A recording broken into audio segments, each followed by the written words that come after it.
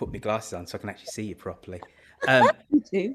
I am proper excited about this evening. Oh gosh. Well, it's lovely. It's fun to be. And I've been watching the other Dumdy one. It's so lovely and relaxed and easy. So I'm really looking forward to it. It's great. Well, you Yeah. know what? I'm so glad that you said that because um, I don't interview anybody, just have chats, and the format seems to really work. The people on the podcast love it. Obviously, the fans of the Archer seem to really like it, and dare I say it, I've got there you go in.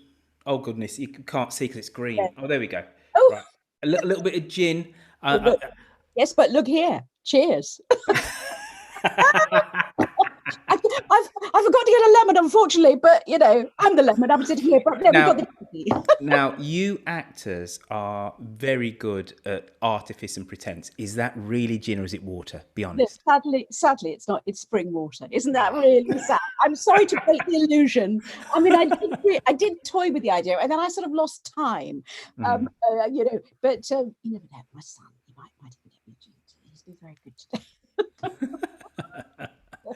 Well, Oh dear. this is all wonderful. We're going to formally start in just under a minute, and I'll say hello and welcome, and we'll just have a natter. There's a little bit of a quiz. Well, but if you watch them, you know the drill. Can I just say you're looking very lovely, and I love your blouse, Mrs. So much. Well, I have to say something really funny. Actually, probably should tell when we started. But Jake, when we were trying to set up there, I said, Jake, is this right? And he came and he said, Mum, he said, if you put perfume on. And he said, can I just say, that I said, Jake, it's all about the appearance. I'm feeling better. I'm performing to my public. I need to wear perfume. Very funny. You wearing perfume? You're mad. You're in the Midlands at the moment, aren't you? Yeah, Stratford on Avon. Yeah. Funnily enough, I have a friend who I'm supposed to see Monday, Tuesday in Stratford. It's lovely down there. How long you lived in Stratford? Oh gosh, since 1980. I mean, a long time. I came really up from London, and the intention was to go back to London, but everything was so expensive, of course, down there. And they then extended the M40 to literally Banbury, which is about 20 minutes to get where. Yeah. It's so easy to get down there, and I'm afraid I am really a bit of a country girl because I come from the country really, and I feel more comfortable just having access to fields and walks and Well, you're in the ideal docudrama for that then, aren't you? Absolutely. Now I'm going to switch everyone live. There's 50 people wait. Your audience awaits, Mom. Yeah, right, so let's get them all in. all these lovely people. Oh, wait a minute. I'm going to mute you all. As possible. And let's keep on admitting. And just bear with me, everybody. I'm going to unmute Sunny, of course. Sunny, you can unmute yourself now.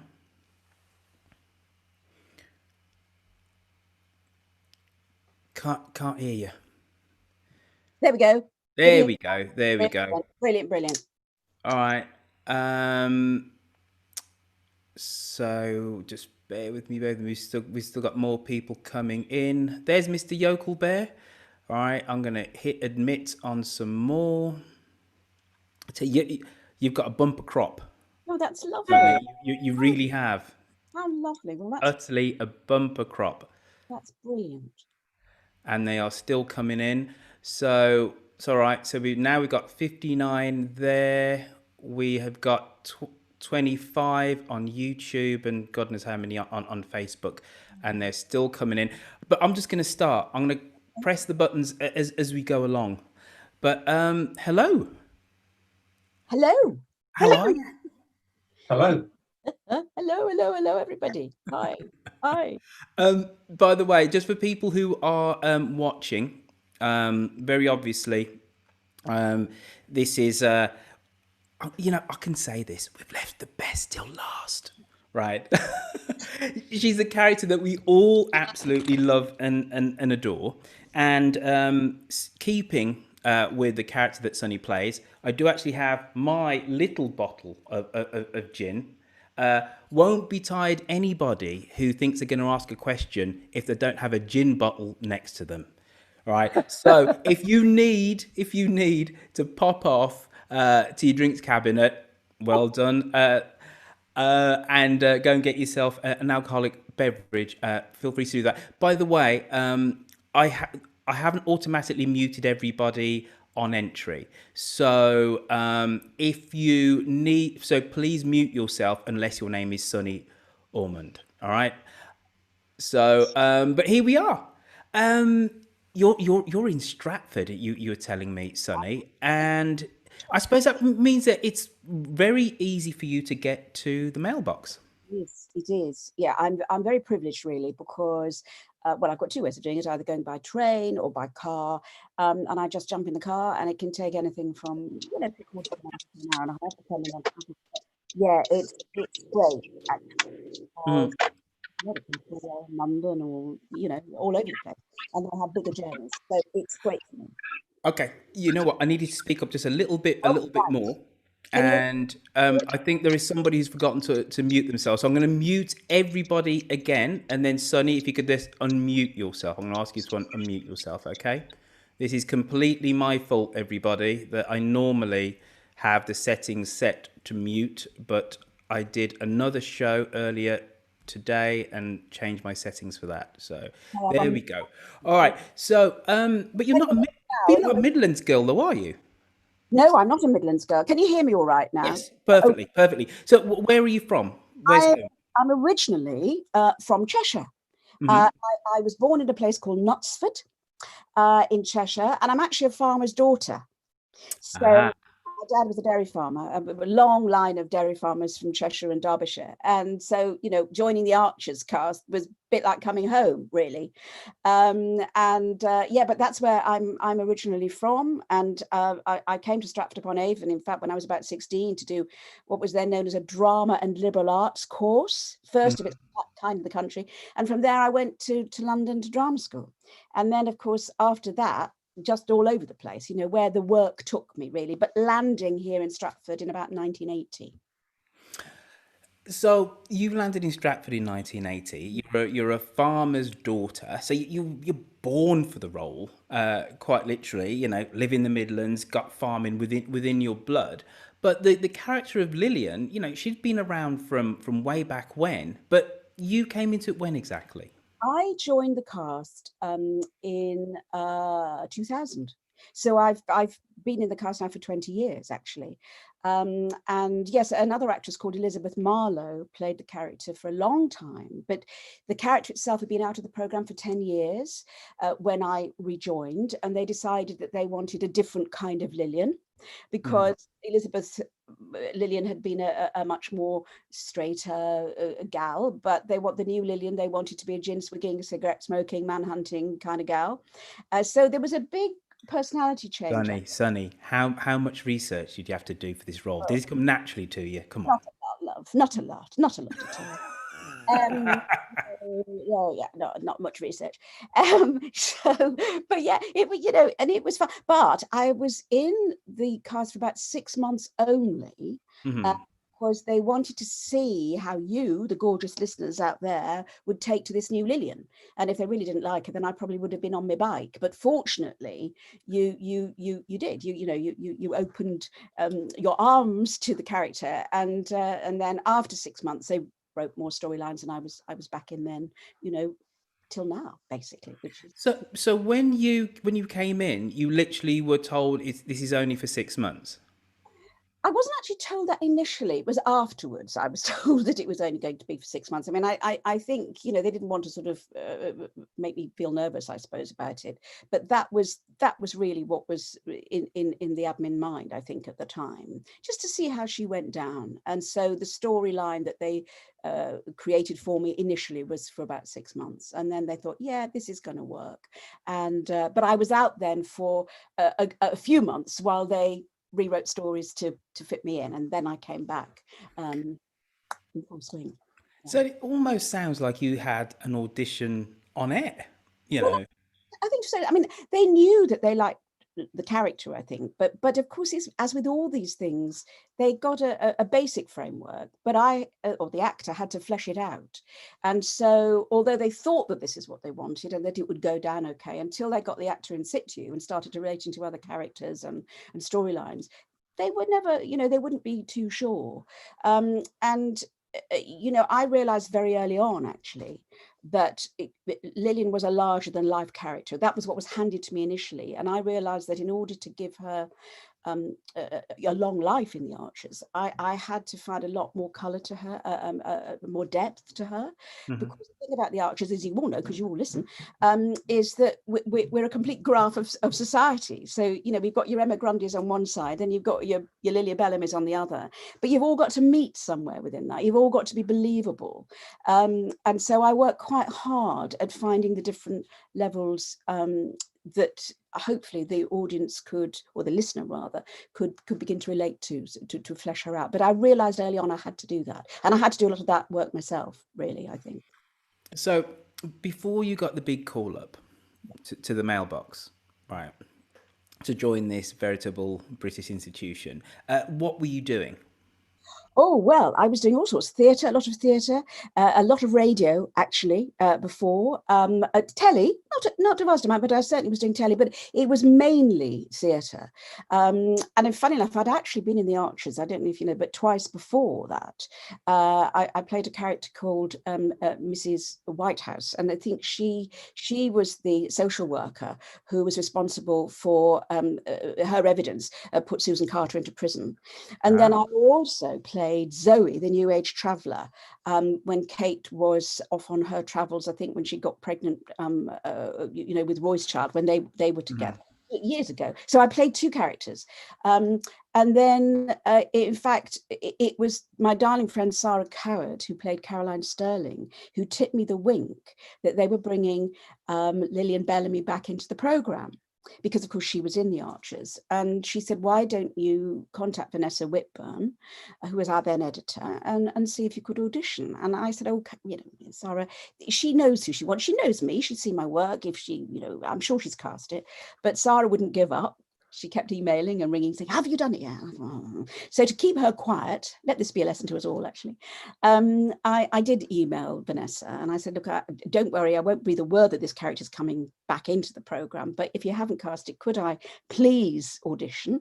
And she emailed back and she said, I haven't cast it. And she said, you're very welcome to audition. But she said, I think you're going to sound too young, because this new Lilian is going to be gin swigging, cigarette smoking, manhunting type, and we need to somehow, share that within the voice. I somehow got to create that vocally, which I think, because I've done other stuff with Vanessa before. Anyway, I went along for the audition, and I suppose I was given that piece of information. And the night before, I was lying in the bath. Don't go there, don't dwell on that too long. But I was thinking, what can I do to suggest vocally this kind of ginny voice, cigarette smoking voice? And did you do a bit of a cackle? Did you? There I am in my bath, love, in my bath. I was thinking Barbara Windsor and all that, And I thought, how do I, and I thought, well, it sounds like a sheep to me, but I thought I ain't going to get the part anyway, so I might as well just have a go. And of course, I did pepper the audition with this laugh, and in fact, I suspect at the end of the day that was maybe what finally tipped it in my way, because I'm sure all those other actresses could have done it very well. But I think also because I didn't think I was going to get the part, I was very relaxed and easy. I just had a bit of fun with it really on the day. And I think, that's sort of what they were looking for too, laid back, relaxed thing. Whereas maybe the other actresses were just a bit tense, as we all are when you go for audition. I don't know, but nobody was more thrilled than I when I got it. But I did know that I had to do something vocally with my voice to suggest this kind of more, so that's what I tend to do. I kind of sit on my voice a bit so she sounds like she had too many cigarettes or something like that. Now, one of my Dum Dum co-hosts, Peter, he said we should have a Lilian drinking game whilst we're doing this. So what are the 3 Lilian-isms, do you think, that if you do them, people watching should actually have a little sip of gin? You mean in terms of sort of little sayings, or? Yeah. Well, go on. No. If you went, tiger, that type of thing, What darling. Hello, darling. I mean, that's definitely one of hers, isn't it? Oh, And there you tiger. there, yep, yep, yep. And the laugh, I suppose. You know, and and always have a bottle of gin handy in your handbag. You know, I mean, that's her, isn't it? Really. When so you got the big thumbs up that they're extending this from the, from your initial 6 months, Yeah. and you waited for a few months for them to write you in properly. What was that first kind of meaty storyline when you got your feet underneath the table, so to speak? Well, I think quite quickly, they introduced the characters of Matt and Lilian together. Hmm. So, I think what they did initially was that I had various relationships. They wanted to test the water, with Jennifer and with Brian and all my close members of the family. And of course, she rode into Ambridge initially, on the Harley Davidson with Scott, the toy boy. But when I came back, they'd sort of dumped Scott, and I think they put Kim and I together, who played Matt. We were together in scenes, and I think they thought, oh, these sound quite good vocally. Oh, maybe that's quite interesting. Maybe we'll see if we can progress this into a relationship. So I suppose really the first meaty one really was just the development of the relationship with Matt, which was really exciting because I knew Kim, who plays Matt, from before. We'd worked together on lots of things. We'd in fact been in an agency together, so he was a chum. So it was really fun developing this relationship together, actually, and that really consolidated, I think, them both as characters very much, and I think worked really well actually in Ambridge. How much of that relationship, the fizzle, not on about what the writers have actually written, but the fizzle, how much of that was the fact that you knew Kim and that you were pals and you had some level of chemistry? Because it, for me, and I think, and I'm speaking on behalf of the massed ranks of Dumbie-Dummers here, it was the most exciting relationship that I can remember in Ambridge, period, right? And, and it felt incredibly real, as ill-suited in many ways that you might have actually been. But I believed Matt and Lilian. So how much of this was Sunny and Kim? Well, I think, yeah, of course it was Sunny and Kim because we knew each other and we were relaxed with each other. But I think it was just a slow development. And, it's an interesting thing with something like The Archers, because the writers suggest things to you, and then you suggest things to the writers, maybe in how you're handling a thing and what you're doing. So there's a kind of symbiotic thing. And then you start as characters to develop. And I think just vocally, there was, right from the beginning, there was always a bit of conflict going on between us as characters. And that always creates a frisson, even when they were really getting on. They just had a very upfront relationship. Yeah, I think we just sort of discovered that we had this ability to kind of, I don't know, just have fun. I think we just really had fun with the characters. And I think it was a combination of everything, really. The fact that we knew each other, we felt really relaxed with each other, some interesting scripts coming along, and us just developing the characters. And I think a lot of it, as I said before, I knew that I got to develop different levels to Lilian. So I was constantly in the early days trying to just show vulnerability, just find moments of vulnerability. Because I think with her, really, she's just somebody who's never really grown up. Is often what I feel about her as the kernel of the character. And so I felt that if I could find a vulnerability with her, then when she was outrageous, that the audience would forgive her for that, because they knew there were lots of other aspects to her. She was a bit of a vulnerable character, actually. I almost feel like Lilian can't do any wrong, right? Because one of the kind of interesting things for me is that in our little communication, I went, right, so tell us what your favourite storylines have been. And you says the Be at Ambridge one. And like a lot of Archers listeners, I'm bristling. I went, that storyline was ridiculous. But I understand the reason for it. It was to give the character of Linda a last hurrah before her accident, right? But even though that was like a nonsensical thing for the character to do, to want to rename this historic pub in the middle of nowhere, frankly, in the middle of this quaint English village, right? But even then, it's a case of, oh, Lilian can do no wrong. Even though you did wrong, you couldn't do any wrong. Yeah, So I think the character of Lilian is literally bulletproof, nuclear bomb proof. It doesn't matter what you do. The character stored up so much goodwill with us, the listeners. You just go, oh, okay then. And even if you do something silly, it's it's Lilian being Lilian type of thing. Yeah. And I think she's one of those personalities, isn't she? That she says all the things that probably we'd all like to say, but often don't have the bottle to do that. And we like those characters because they're fun. We could, oh yeah, Lilian will say it, Lilian will deal with it. And that's why, of course, she is great fun to play. And really, I mean, I suppose one of the reasons I said the B at Ambridge Storyline, because just as you're saying, actually, when the scripts fell into our laps, I thought, what, the B at Ambridge? She's going to change the name because her father owned the pub, and I think, oh, would she be really happy to do this? But of course, as the storyline developed, we didn't know the outcome of the storyline, by the way. I mean, I did ask what was the purpose of all this, and our producer would just go, our editor, but of course, as you say, we now know it was sort of before dear Linda had the accident, and it all comes around in full circle, and Lilian's able to say to her, look, we're going to keep the name. But I as an actor, I mean, sometimes you do get scripts like this or stories, and you think, would Lilian really go with this? But you just have to almost take each episode as it comes, because there's usually a bigger picture that we, the actors don't really know. And of course, one of the reasons for that is confidentiality, because you don't want storylines accidentally to be announced at all. But also sometimes I think the editor and producers have an idea of where they want to go, but they might change that story for various reasons mid-storyline. So there are often good reasons why you don't always know quite what the outcome of a storyline is going to be. And it also means that you're fresh when you're telling that story, because you don't know what the outcome is. So it's more immediate, actually, for the listener. One of the other things when I was thinking this morning, by the way, I got up dead early today. Right, I went to bed early, so today would come even quicker. Right, got an early, quick sleep in. Right, and this morning when I got up, I went right, and I was thinking about the character of Lilian.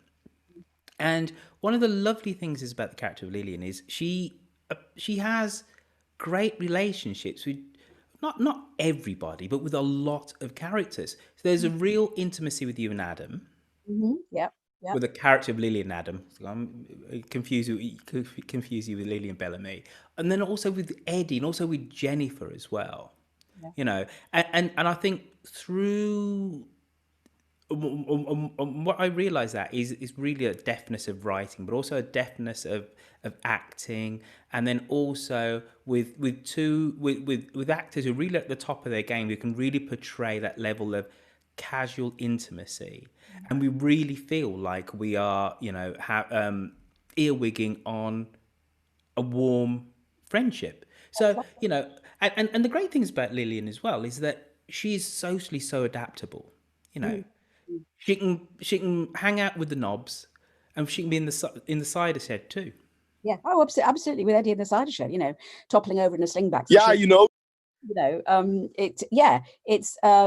that is the joy of her, actually, and of course just a great joy to play, because the graph of her relationships is huge, and therefore the graph of her emotions, the graph of her communications, and it's just she is an absolute joy to play. I mean, she's a gift, and I'm very grateful to be able to play her. And over the years, I have been given some lovely storylines, and a real variety of storylines, which is just a complete joy, and I feel really very, very lucky for that. But yeah, I mean, Jolene, is another a confidant as well. That relationship has developed, which is and it's funny how these relationships do develop. Little seeds maybe maybe in a couple of scenes, and maybe the producers or editor will think, oh, that's quite interesting. Maybe we should develop that. And then that, you know, it's lovely for us as actors, because you suddenly find, oh, I've got that charm. I didn't realize that we were going to develop into that sort of relationship. And the same, you know, with lovely, you know, with Eddie. It's just great to have those storylines, getting drunk together and having a bit of fun. Because of course they were at school together. You know, they used to smoke behind the bike shed. You know, she and Eddie. So there is a familiarity with a lot of these characters, which are just great. We need to take a quick break, right? Because what we're going to do now is have the infamous Dum Dum Quiz. Okay. Now, I say this every time, but I know you're going to ace it, right? There's two parts to the quiz, Sunny. Part one is the pitch around. And I suppose you have to somewhat get into my head to understand what the heck is going on there. But then part two is all about your character, Lilian. Okay? And only Ian Pepperell didn't get all of his questions. Shut the fuck up. Right. What I'm going to do, everybody, I'm going to mute you all, and then... No, you fucking bitch. Shut the fuck up. You're not going to fucking me knowing you fucking asshole. You fucking crack. 1 minute. Remove. There we go.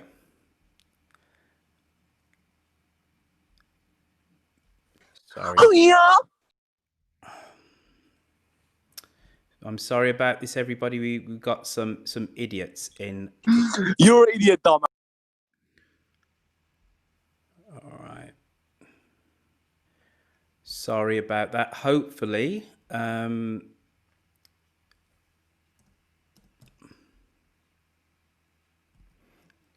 you go, Sunny. Can you unmute yourself now? Yeah, I've unmuted. Oh, yeah. Sorry about that, everybody. Real shame that we've done. Your mom gay. All right. Look, just bear with me, everybody. I'm gonna get rid of these idiots. I'm so sorry.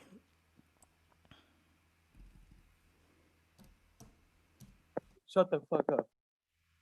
No need for you to apologise, Lokiel, to be honest.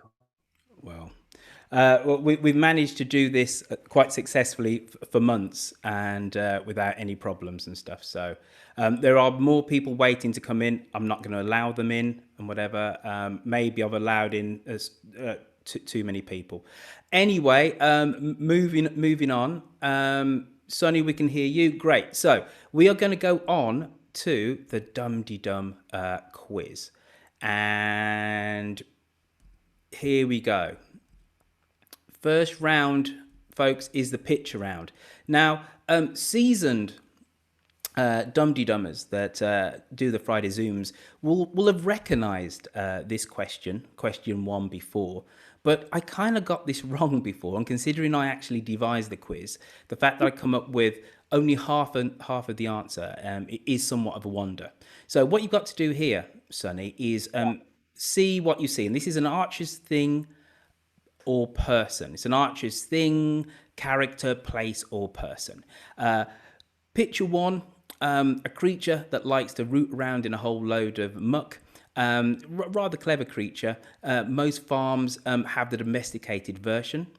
And then picture number two, we can see a receptacle where we put our stuff in.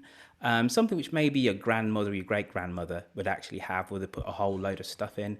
And then the third image is the universal image for one half of humanity. Now, people will remember, will have seen this before. However, this time, what you've got to do is it's repeated twice. So why is this repeated twice is the question. All right, and we have somebody who's messing around with us here. All right, question number two on the pitch round. If you've been paying attention to what Sunny and I've been talking about, you might actually get this straight away. Right, I'm so sorry about this, everyone. Right, if I can, I'm going to stop the share. Somebody's determined to spoil our evening for no other reason than they've got nothing else better to do. I really don't understand why you're doing this, right? But I'm just going to appeal to your better nature just to stop. I don't know who you are, and you've been clever enough now not to say anything, so I can't actually go and mute and then remove you, but just stop. We're not causing you any harm or any bother. Just stop. All right, so let's go back to the quiz. So if you've been paying attention to the first half of our conversation with Sunny, you might be able to get this. So this is an insect, my favorite insect, an insect that which us human beings, we take some of their produce. That's image number one. Number two, you can see the logo of a rather large American telecommunications company. That's what you can see on image number two. Then number three is something that helps us get from one shore to another, or from one place to another. What is that archer's thing, person, or establishment? Question number two. The question number three, as well as me loving the Archers, people know that I have a great love for American politics. What are we looking at here? This is an Archer's thing or person. If you know anything about contemporary American politics, you'll recognize the gentleman on the left. And then we have somebody who's not well known, who is at a jaunty angle. So this person is at a jaunty angle. So what is this Archer's thing or person? Now we come on to the Sunny round. Now I've got to apologise, everybody. You know I'm terrible at writing, functioning dyslexic and all of that. I haven't actually checked the spelling on these, but I can voice it anyway. So, before moving back to Ambridge, where did Lilian live? Was it A, the Isle of Man, B, Guernsey, or C, Monaco? To Ambridge, where did Lilian live? Was it A, the Isle of Man, was it B, Guernsey, or C, Monaco? Question number two on the Sunny round. Lilian got jiggy with Matt's brother, but what was his name? Was it A, Paul Morgan, B, Paul Beesborough, or C, Fat Paul? Again, Lily got jiggy with Matt's brother, but what was his name? Was it A, Paul Morgan, B, Paul Beesborough, or C, Fat Paul? Lilian took dancing lessons after she discovered that Matt Crawford's ex-wife was a much better dancer than she was. But who was her teacher? Was it A, Linda Snell, B, Oliver Sterling, or C, Mike Tucker? Who taught our Lilian ballroom dancing? Who gave her those special ballroom dancing lessons? It was approximately 10 years ago, well, just over 10 years ago, about 12 years ago. Was it A, Linda Snell, B, Oliver Sterling, or C, Mike Tucker? In January 2020, Lilian decided to change the name of the ball. What was she thinking? A, that she wanted to be a landlady of a hip-sounding boozer. B, it was a ruse to rile up us listeners. Or C, she had no idea what she was thinking. It was a moment of gin-soaked madness. Let me read that again. January of this year, Lilian decided to change the name of the bull. What was she thinking? A, she wanted to be the landlord of a hip-sounding Shoreditch boozer. B, it was just a ruse to get us listeners all riled up. Or C, she wasn't thinking at all. It was just a moment of gin-soaked madness. And the last question, who is the love of Lilian's life? Is it A, Gin, B, Matt Crawford, aka Tiger, or is it C, Justin Elliott? So I'll repeat again. Answers at the end of the show. Who is the love of Lilian's life? Is it A, Gin, B, Matt Crawford, or C, Justin Elliott? Do you think you're going to get all those right, Sunny? I think so. I think, fingers crossed. Fingers crossed. Great. So how this works now is I'm going to chat to you for a little bit longer. Yeah. And then in about 15 minutes time, the great Dum-de-Dummers out there are going to pile in and ask you questions. Ooh. Right. So I'm gentle. Right. But they can be a rough bunch. Just telling you. Just as well on the gin then, just as well. You said to me on Facebook, you went, Royfield, one of my favourite storylines was the storyline with Paul, where you fell in love with Matt's brother. Why is that one of the standout storylines? Because the character Lilian's had so many. Well, you have, but again, I think it's just because I was so lucky again, because it challenged me. You know, it stretched me. I'd had the relationship obviously with Matt, but it was quite a strident relationship. It's quite a tough relationship. And then Paul comes along, and in my, people used to say to me, why do you think she had this relationship with Paul? Because she loved Matt. And I always maintained that Paul looked very, very like Matt, that he was the gentler side of Matt that she'd been craving and that she really found difficult to access with Matt. So I think that was my reasoning for why she had the affair and risked so much with Paul. But because and Mike Fenton Stevens, who played Paul, was just lovely. It allowed me as the character to really develop that softer side, that emotional side in a different way to the one that she shared with Matt. And it was very emotional. I mean, we had some really tender and beautiful scenes. It was, from that point of view, it was just an absolute joy to play, because I was stretched in a very, very different way. And it was something that, that softer side, that gentler side, that really vulnerable side is something that I don't often get to play as Lilian. So it was really good to explore that and see how far I could go with it, or how far she could go with it, really. That's interesting you do talk about vulnerability, because what I always think about in terms of Lilian's relationship with the character of Matt is Lilian's vulnerability. That Matt, he's taken all your money, he's gone behind your back and done X and Y and Z. And for me, as a casual listener, Lilian always felt at the end, at the ragged end of her emotions with him, that that Matt really had the whip hand, though he was very much in love with her, but he couldn't help himself in terms of his shadiness. And of course, that was the thing that she found so attractive, that she couldn't really ever pin him down, but she did crave, I think, that what she felt with Paul that she didn't feel with Matt was safety, the safety of his love, the fact that she was sure of his love, whereas with Matt, he was very unpredictable, and as he proved to be, of course, as time went on. So yeah, but I think as a character just likes that unpredictable. She likes to be on a ski slope all the time, not quite sure, if the crevice is going to come. I think that's part of her personality. She likes that kind of frisson of life as well. Another storyline which you said it was memorable for you was getting together with Simon Williams, wasn't it? When he came in as Justin, and then the love triangle with Miranda.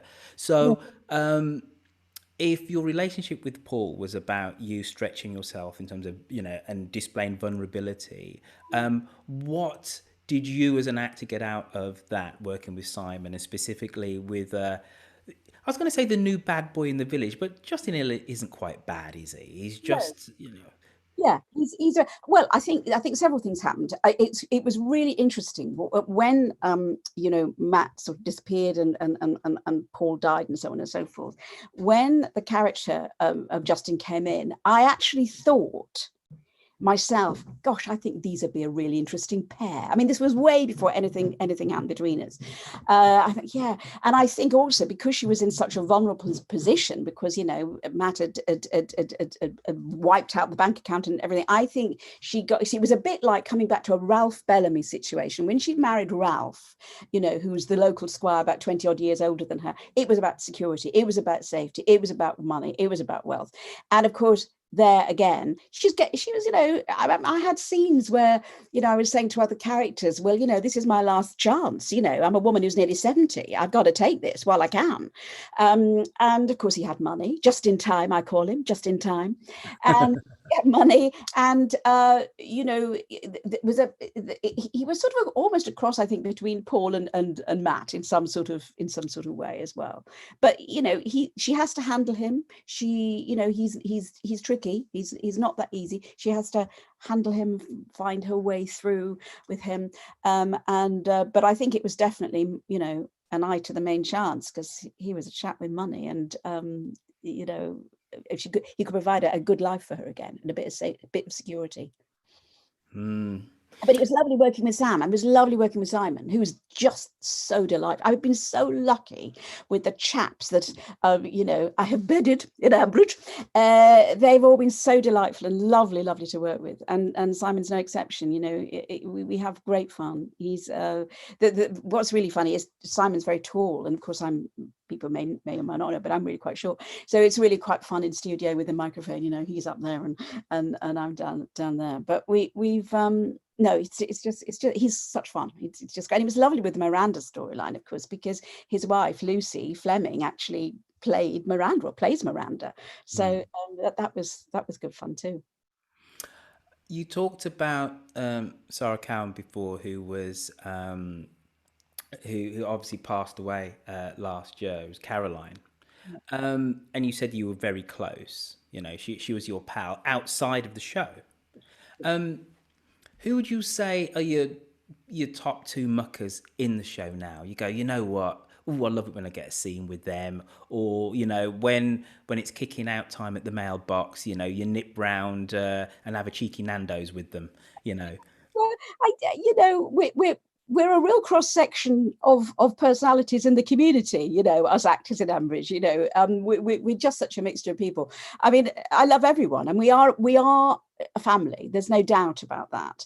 I mean, when I first joined the show, it was just at the time when characters were I mean, there are about 80 of us now in the show, but for a long time, for many years, there were only about 20 characters. You know, and it was just when I joined in about 2000 that the characters started to you know, we got more characters actually. That I found quite interesting, because it was quite scary when you first join a show like that and you've got all these established characters. My very first scene I know was with Carol, who plays Linda, and with Trev, who plays Eddie Grundy, and these were people that I had heard myself for years. They were icons in my ear, and I suddenly was in the middle of them having this scene. I was just in awe. I don't know.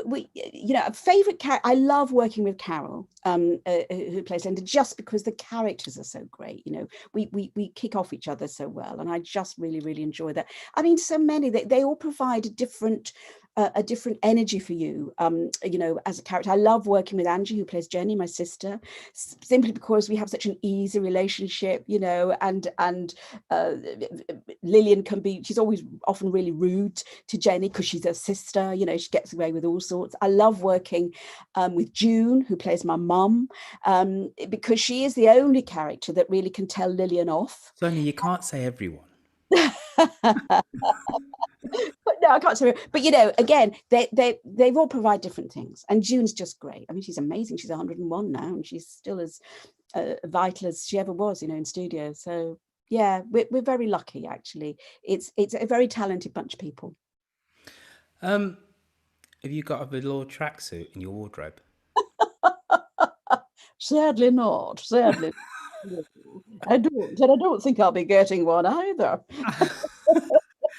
You know, that wasn't quite the cackle I was hoping for. So I could have a sip of my gin, but I'll take that. I'll take that. Very obviously, you're not going to be written out anytime soon. Where can the character of Lilian go? You're with Justin now. I'm presuming this is you know, the match until Hopefully, yeah. You know, until you have to move to the Laurels. One of you has to move to the Laurels. You know, You won't go quietly to the Laurels, I can tell you. where can the character of Lilian go? Where do you think? Well, I I think, you know, we've got relationships to explore with James and with Mungo. You know, she's a grandmother now, and I think it's seeing how, you know, I think she'll always grow old as gracefully, but it's you know, she's moving into different area of life, different age of life. So I think who knows where the writers will take us. But I mean, as sure as eggs is eggs, they'll do something interesting with her, because you know, she's just a gal who, you know, will want to have a fun time really till the end, because that's how she's made. That's what she's made of. And she'll challenge life, because she'll challenge every situation. She's a survivor, so she as I say, she'll go screaming and kicking into the laurel. She'll want to be as independent as she can for as long as she can, I think. What else are you doing at the moment? And how was your lockdown? Well, interesting. Very interesting. I mean, one of the other things that I do really, and it's the back of the Archers. I've got quite a few one-woman shows and that I take around. I've got my own one-woman show, but then I've got another lovely show which is called Dorothy, which she's an extraordinarily northern character, and she's supposedly the aunt of the actress who plays Lilian Bellamy. She's great. She's like a cross between Pat Routledge and Margaret Thatcher. She's that character, and I take that one out. And I've also got a show with John Telfer, who's Alan Franks in the Archers. We do a show about Philip Larkin called Larkin About, which we've taken around the country for a long time. But sadly, I had a lot of these shows booked in for this year, which have had to be cancelled. And we're slowly rebooking them for 2021 in the hope, fingers crossed, that, you know, we'll still be able to do those shows. So a lot of the time was kind of spent restructuring all that. The interesting thing was, and I don't know if any of you guys out there found this, that when we went into lockdown and you go through your diary, and I was crossing out this and crossing out that, there was a kind of sense of relief. And I suddenly thought, oh, this is rather nice actually now, because I don't have to rush around like I normally do in this kind of manic way. I really rather like that actually. And having time, lockdown really has been doing the garden. It's been doing my tax. It's been sorting out my study. It's been clearing out the garage. And I've actually been doing some genealogy. You know, I did my dad's side of the family a good few years ago, but now looking at my mum's side, and that's been fascinating. I've found relatives in Canada that I didn't know existed. So yeah, it's been, you know, it's been really nice. And of course I've been really lucky because I have been doing the Archers, you know, in my own home. In our guest bedroom is a little Archer studio, you know, and I've been very fortunate to have still kept going with all that. It's been hard work, I have to say, doing the monologues. It's quite tough, but the team has been brilliant. You know, the way they've turned all this around, because I happened to be recording the last week in studio at the Mailbox before the lockdown. And on the Sunday, we were recording the 4 episodes as normal. By the Wednesday, everything was thrown in the air and actors couldn't get there. Cars were being sent for actors to take them back to London because it wasn't safe for them to go on public transport. And it was almost like, you know, find an actor, any actor, rewrite them into this scene just to get the storyline out. And then they had to just completely shelve 12 weeks worth of scripts because we were supposed to be still continuing to the following week. And very quickly, I mean, they had to turn it all round, and the writers were brilliant, the admin team and technicians, they have worked so hard, I can't tell you. And now, I don't think it's this week, but I suspect possibly from next week or the week after, we're starting to do scenes as well. So not just the monologues, they're going to start as well. So it's just been a really interesting time, and technologically I've got a bit better, not a lot, but you know, like with my Zoom calls and you got on this. Well, then again, you did have your son. To be fair, you had help. Let's be fair. So, you know, yeah, it's. But I guess other people, I've spoken to other people who said, yeah, it's been actually quite nice not to have to kind of rush around, just to have a pace of life which is a bit quieter, really. I have to ask you this question. Obviously, with the monologues, they have, let's say they've divided opinion. Yeah, absolutely. How does it feel if you're an actor and you're reading like the negative press, or, you know, seeing things on social media with people saying, oh, you know, I can't stand it, you know, I hate it, you know, how does that feel? I listen. I take it all with a pinch of salt because, you know, I do understand. I mean, I think, you know, the monologues are hard work for the listener. There is no doubt about that. I mean, I listen always to the omnibus every Sunday, and you know, it's harder for the actors, but it's certainly harder for the listener. You've really got to concentrate an awful lot more, I think.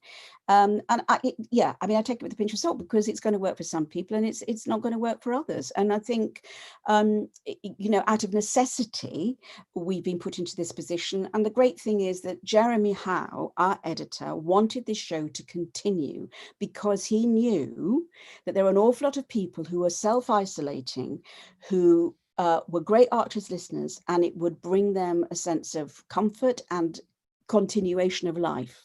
And that was one of the reasons why he wanted to do it. So it was a leap in the dark. It was a leap of faith. The technicians were trying to get round, you know, how on earth are we going to be able to record these actors in their own homes in different acoustics? It's got to be broadcastable. You know, I know lots of people say, oh, you can do it on Zoom, but you can't. You absolutely can't. And it's got to be at that level to be broadcastable. I mean, today when we were recording even, you know, people were having problems with their internet connections. You know, sometimes it was breaking down. There's so much that has to be sorted out, and then it has to go down the line, and then it's all edited, you know, obviously by our wonderful technician Andy Partington, who deserves a knighthood as far as I'm concerned. There's now, I understand, BBC software which has been created for this very purpose, you know, but it's not quite as simple as I think as people think it possibly is to achieve. You know, everyone's entitled to their own opinion. And I mean, and I think some of the monologues have been more successful than others, and it's nothing to do with the actors. It's just to do with the format, but it's all about experience. And, you know, just as we're learning just generally to cope with life in lockdown, so the Archers team has been learning to cope with life on air with lockdown. Yeah, I have to say it's been great now to start recording scenes again. I mean, it really, really has, because it is hard when you're just listening to monologues. I can understand that completely. I need to ask you this question, right? Because unbeknownst to you, right, my mum put her head just round the door about 10 minutes ago, right? And then she sent me a text to my phone saying, ask her where she got her blouse from. I really like it. Okay, shall I tell you? TK Maxx, darlings. TK Maxx. You know, a long time ago. Oh, thank you very much. Well, yes, I'm very pleased. I love TK Maxx. I love it. Do you? Nod. All these people that like TK Maxx. Yeah. We're all nodding. We're all nodding. Right. Okay, Dumpty Dummers. This is where I go, oof, I've run out of questions. I've run out of puff. And it's time for you to jump in and ask Sunny a question. You know the drill. Anne-Marie. Goodness, you didn't even ask for the drill. You said, I know I've got a wave. So I'm waving. So there you go. Unmute yourself, and you're up. Thank you. Good evening, Royfield. Good evening, Sunny, and everybody. Cheers. Oh, well done. I love Lilian almost as much as I love gin. I'm just wondering, recently, it's been quite difficult to tell some of the younger characters apart because their voices are very similar, but Lilian is fantastically unique. And I wonder, do you often get stopped in Waitrose, darling, with somebody recognising you? I'll tell you one of the funniest stories that I've had. It's some years ago now, but I was on holiday and I was coming back on the plane. And you know what it's like on those planes, you're rummaging between you know, you can't get through, elbows here, elbows there. And I must have said something to the person I was with. And this person who was sitting there, as I was going, you're Lilian in the Archers. And I'm going, yeah, that's right. Do you laugh? I'm going, ah, and I'm walking. I mean, yeah. So yeah, it doesn't happen a lot, but you know, when it does happen, it's quite something. I'm CSI Ambridge, but I'm hidden in Twitter, so nobody recognises me. Oh, hello, CSI. Hello. Ambridge. And thank you for a great question. You. Right. Okay, Helen Burrows, you're up. There you go, Helen. Oh, am I unmuted? Lovely. One question I've always wanted to ask you, Sunny, is do you think that Matt was responsible for Paul's death? Hi, Helen, first of all. Well, that is something that has certainly played on my mind for quite a long time, and we don't know, but yeah, one wonders that it was something that was never really discussed or finalised within the programme, wasn't it? But what do you think? Well, yeah, I think he probably was. Yeah, we have a theory along that line. Thank you ever so much. No, I tell you what, send your theory into the writers and let's see if we can create something. Okay. Thank you. Anybody else got? Oh, Naomi Batty. There you go, Naomi. I'm trying to click to unmute yourself. Just unmute yourself there, Naomi. Okay, I'm unmuted. There you go. Hi, Sunny. One of my favourites, I've listened to The Archer for about 45 years, so I knew when you came into it, but I did love you and Matt together. We liked Tiger, we liked Pussycat. It was a great relationship. And when you finished together, I was sorry, but I understood why, because you did clear your bank account out. Not too sure about Justin yet. You are great with him, right? But love it. I love the Archers anyway. But Sunny, I just, you are really good. Like you was Lilian, and love the laugh. Love the Archers. So there you go. Oh, Naomi, well, that's really lovely of you to say. Yeah, I do think they were a great combination, weren't they? And I mean, who's to say he might come back? I've no idea. I mean, I don't know but no, they were a great combination, and it was fun to play. That's really for sure. Yeah. But thank you for listening. Great, love it. Thank you for your question, Naomi. Right, I'm going back to speak of you. Right, Quentin Rayner. Silver Fox, sir. Yeah, unmute yourself. There you go, sir. You're up. I'm unmuted. Hi, Sunny. Hello. Hi. Hello, Sunny. You sort of answered this question, but I really want to be Mrs. Merton tonight. So can I ask you this question? What first attracted Lilian to the millionaire Justin Elliott? You've answered it. I think you've answered it there, Quentin. Does she like him? I mean, do you think she loves him? Yes, no, I do think she does. I mean, they whether it's the love of her life, I really don't know. It could be. I mean, I don't know. It's something to explore. Well, wait a minute. We're going to find out the love of your life. It's one of my questions. True. Right. So, but yeah, I mean, I think certainly, no, she does like him and she does love him. There's no doubt about that. How far she's in love with him, I'm really not sure. Yeah. But she does love him. Yeah. Right. It runs to 6 noughts anyway, doesn't it? Yeah.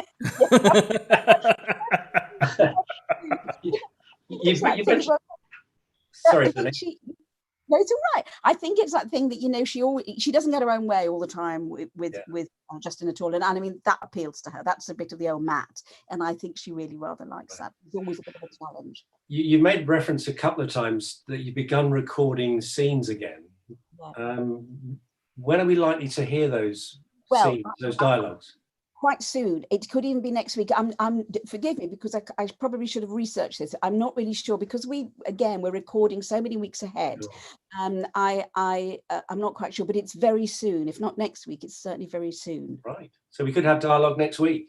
You could have. Don't know that, but it's certainly very soon. Oh. Yeah. Bring out the bunting, eh? Wow.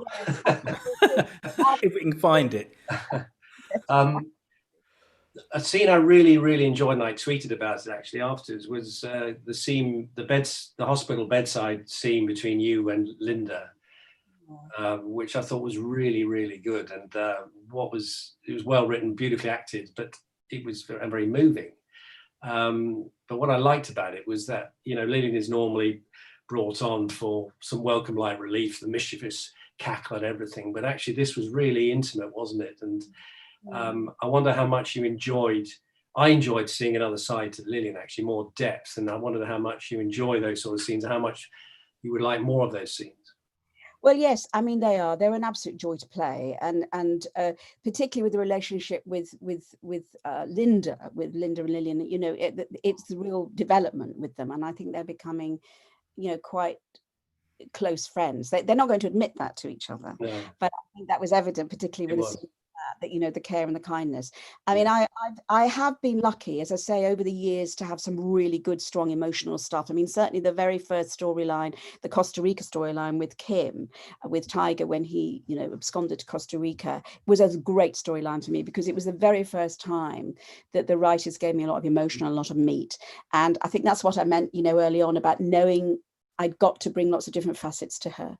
And you know, it's lovely to play emotion. It's great to play, but it's lovely to play emotion, because it's challenging in a very different way. And the great thing about radio, it's a very sexy medium. And what I mean about that is, you know, if you're in theatre and you're doing emotion, you have to give great support, you know, and you're shouting above, and you can be, but with radio, in fact, less is more. Yeah. So, you know, it's amazing how little voice you can use with a microphone, and it will pick up all the nuances. So when you're doing emotion or tears, or it's a lovely medium to work in, actually. It's a great medium. It was a great scene between you and Linda. I really enjoyed it. And before I come off, Roy, I've just noticed, I think Danny in Dallas is a great fan. He put up a sign just now saying, is that you, Danny in Dallas? It's called the owner, I think. There he is. He's got a sign. 1 minute, let's go. Dallas, Texas. Danny in Dallas. Big fan. Oh, that's amazing. Lovely talking to you, Sunny. Thank you. Thank you. Thank you. Let's have 3 more questions. Hello, Carla, over there in Ontario. All right, Erica Hobbs. It is your time to shine, Erica. There you go. Can you unmute yourself?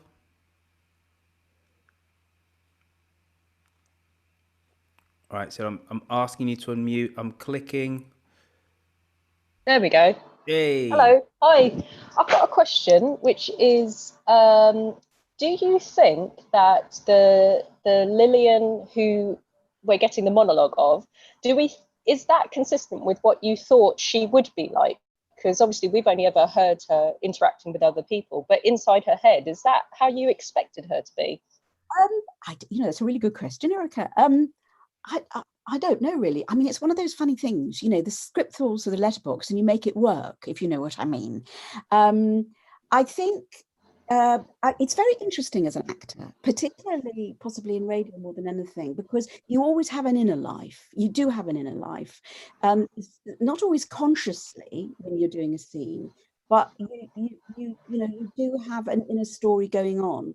So I suppose, yeah, it was challenging to get those scripts through the letterbox. And also, I think particular early monologues were observations of Justin and what she was feeling about him within the lockdown sort of situation. It's interesting. I mean, you just make it work, really. I'm a bit vague. I'm not being as clear possibly as I should be, but I think it was just nice to have the challenge of it, and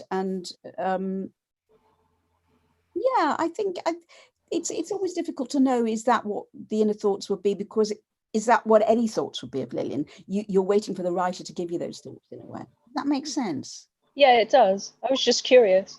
No, and it's a good question. It's a really good question. I mean, I think we are so lucky, you know, as actors in any soap, whether it's Archers or whether it's television soap, because we get to know our characters so well. Normally with a character, you know, you're doing a play for maybe 6 weeks or even longer if it's a West End run, but you're not with those characters for a huge amount of time.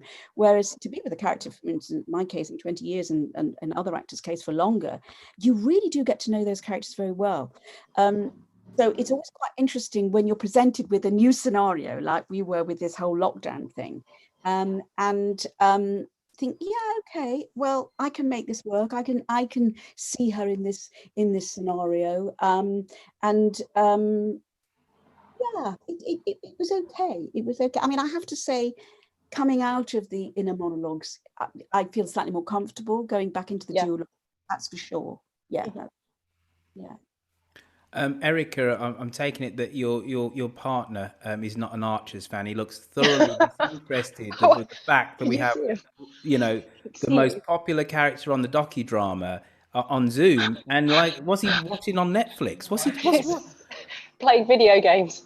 Yeah, he's not a fan. I make him listen. I will convert him at some point. All right, listen, lovely to see you both, Erica. Sorry, Francesca, word salad. You're waving. Hello. I was going to ask a question. Is it back onto the question time? Yeah, go. Oh, cool. Awesome. Hello, by the way.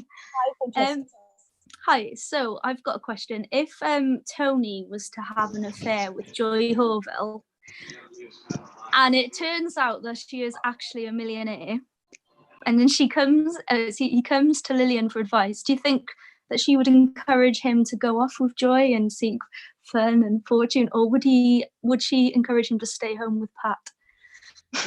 Well, that's a good question. Give me an hour. Well, you see, part of her would think, gosh, this is fantastic. Yeah, go. But, you know, she's known Pat a long time.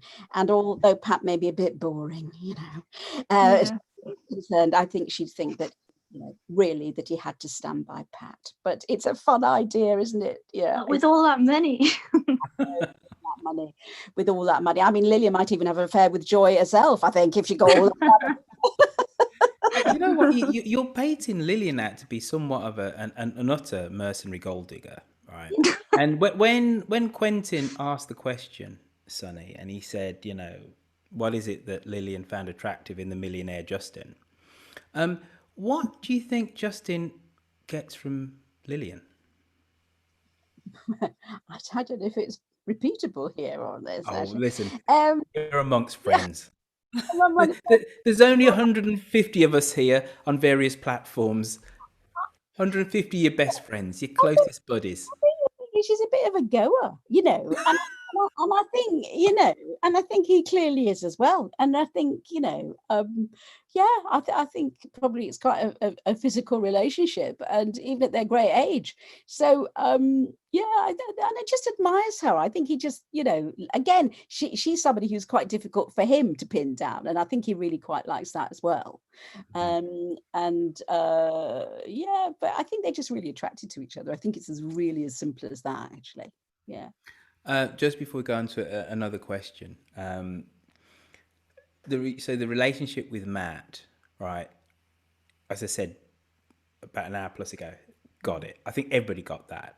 Justin, okay, he's got money, and you said, you know, he's a bit, you know, Sonny's a bit of Lilian's a bit of a goer, but Paul didn't have too much lead in his pencil, did he? He was a broken man, you know. So but they're in those scenes. See, I couldn't, you know, didn't understand that. Please explain that to me before we go on to another question. I think it goes back to sort of what I was saying before, that I think when he came along, he was really kind and he was very sweet to her. And I think, you know, she was going through a stage, certainly with Matt, where he was really, really quite difficult. And, you know, he wouldn't say that he loved her, you know, and I think Paul just came along. And as I say, I always felt the way I justified it was, as Lilian, that he looked incredibly like Matt. But he was a much gentler, kinder guy. And I think he came along at a time when she just needed a bit of comfort and a bit of tenderness. And I think all those various things just came together. And before they knew where they were in this relationship. That's as simple as that, really. I just think she found in him real love, and that's what she actually wanted from Matt. Okay. Let's have two more questions and then we need to round this up. So I'm going to go for three then. Lilian, you are next. I'm asking you to unmute, so unmute yourself there, Lilian.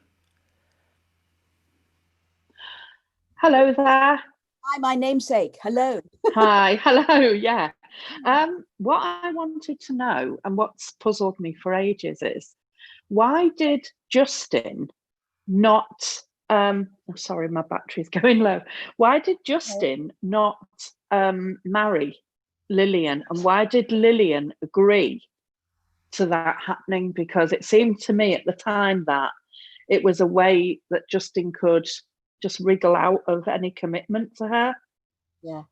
Well, I think they just both decided that actually it was better for them both not to really. And also, I tell you, Simon and I were really pleased that they didn't get married, because often when characters marry in the Archers, it's the kiss of death, because they become rather boring and you don't get storylines. So I suspect as well, from maybe, I don't know this, but maybe from the writers and the producers' point of view, it's more interesting to keep.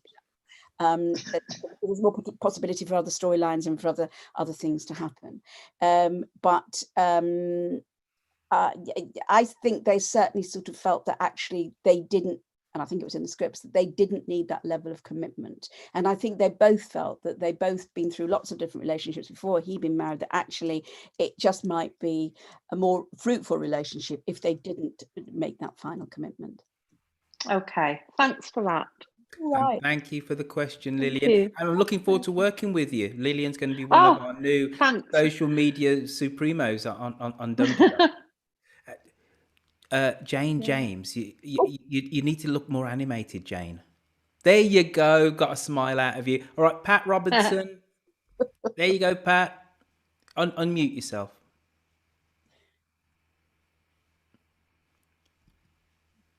There you go. First of all, thank you very much for allowing me to join you for the first time this evening. It's been wonderful. Thank you, Sunny. It's been great. It's a question really, again, based on Matt, but I really enjoyed the Ambridge extras.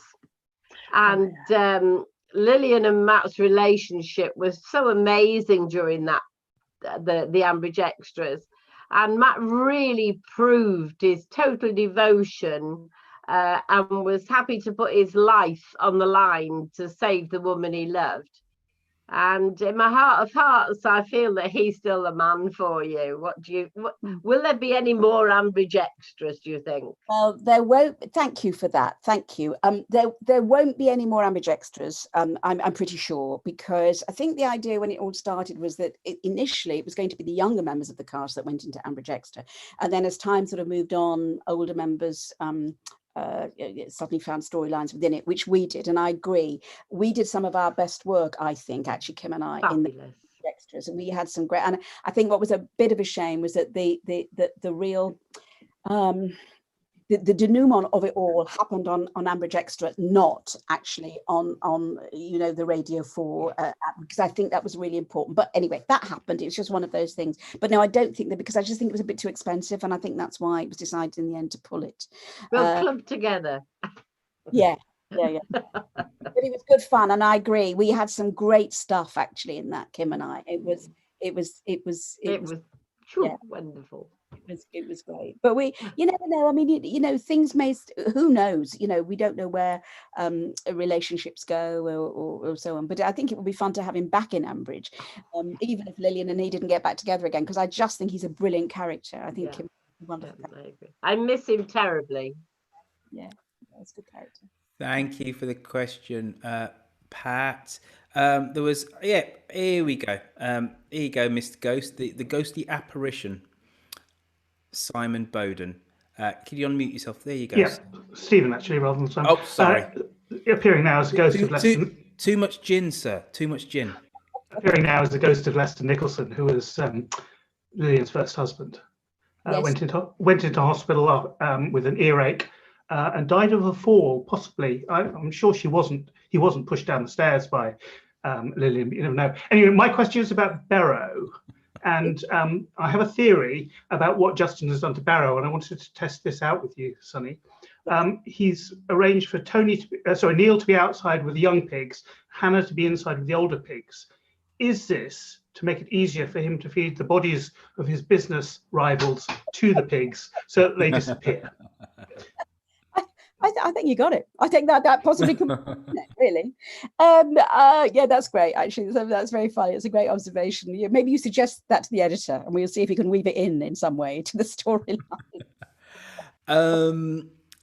All right. Do we have any more questions? I did say 3, and I think we done a little bit more than 3. All right. Right. So I must admit, I did say, when after we spoke to the actor that plays Alistair, spoke to Michael, and I was actually drinking whilst doing this. I would never do this again. And even though I'm not exactly squiffy, I can absolutely feel the gin, and I should be completely on top of my game. But it's so lovely to see so many of you waving your gin glasses. Anne Marie, Francesca, Carol, Helen, Philippa, Gordon, Sarah Spilsbury. Sarah Spilsbury, you're a Brummie, aren't you?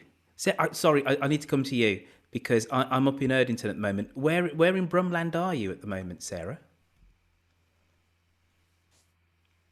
Can you hear me? Yeah. I'm not technically in Birmingham. I'm actually in Smethwick, but Oh dear. Okay, let's move on then. the boundary is just behind me.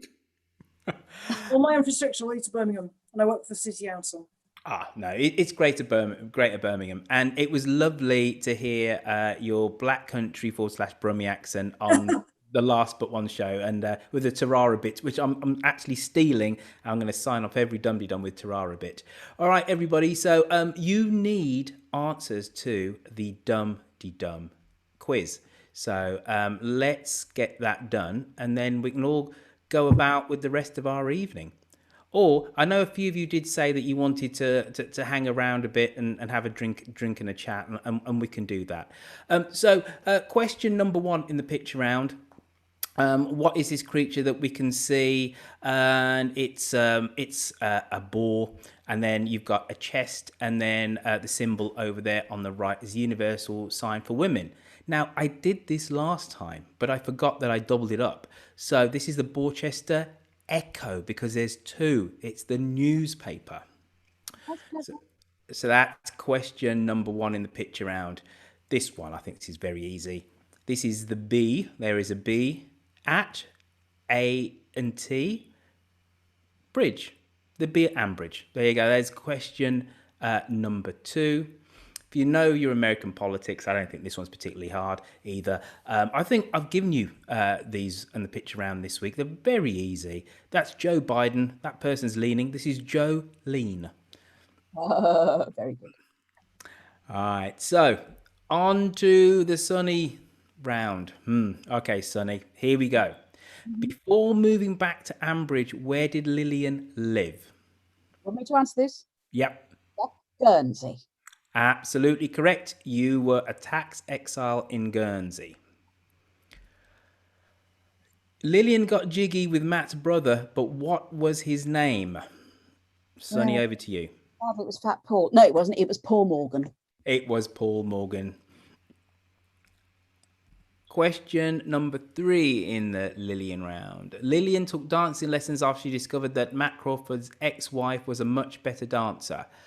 But who was her teacher? Who taught you how to do ballroom dancing? Oh, you know, it was One-Eyed Mike Tucker. It was One-Eyed Mike Tucker, Twinkle Toes himself.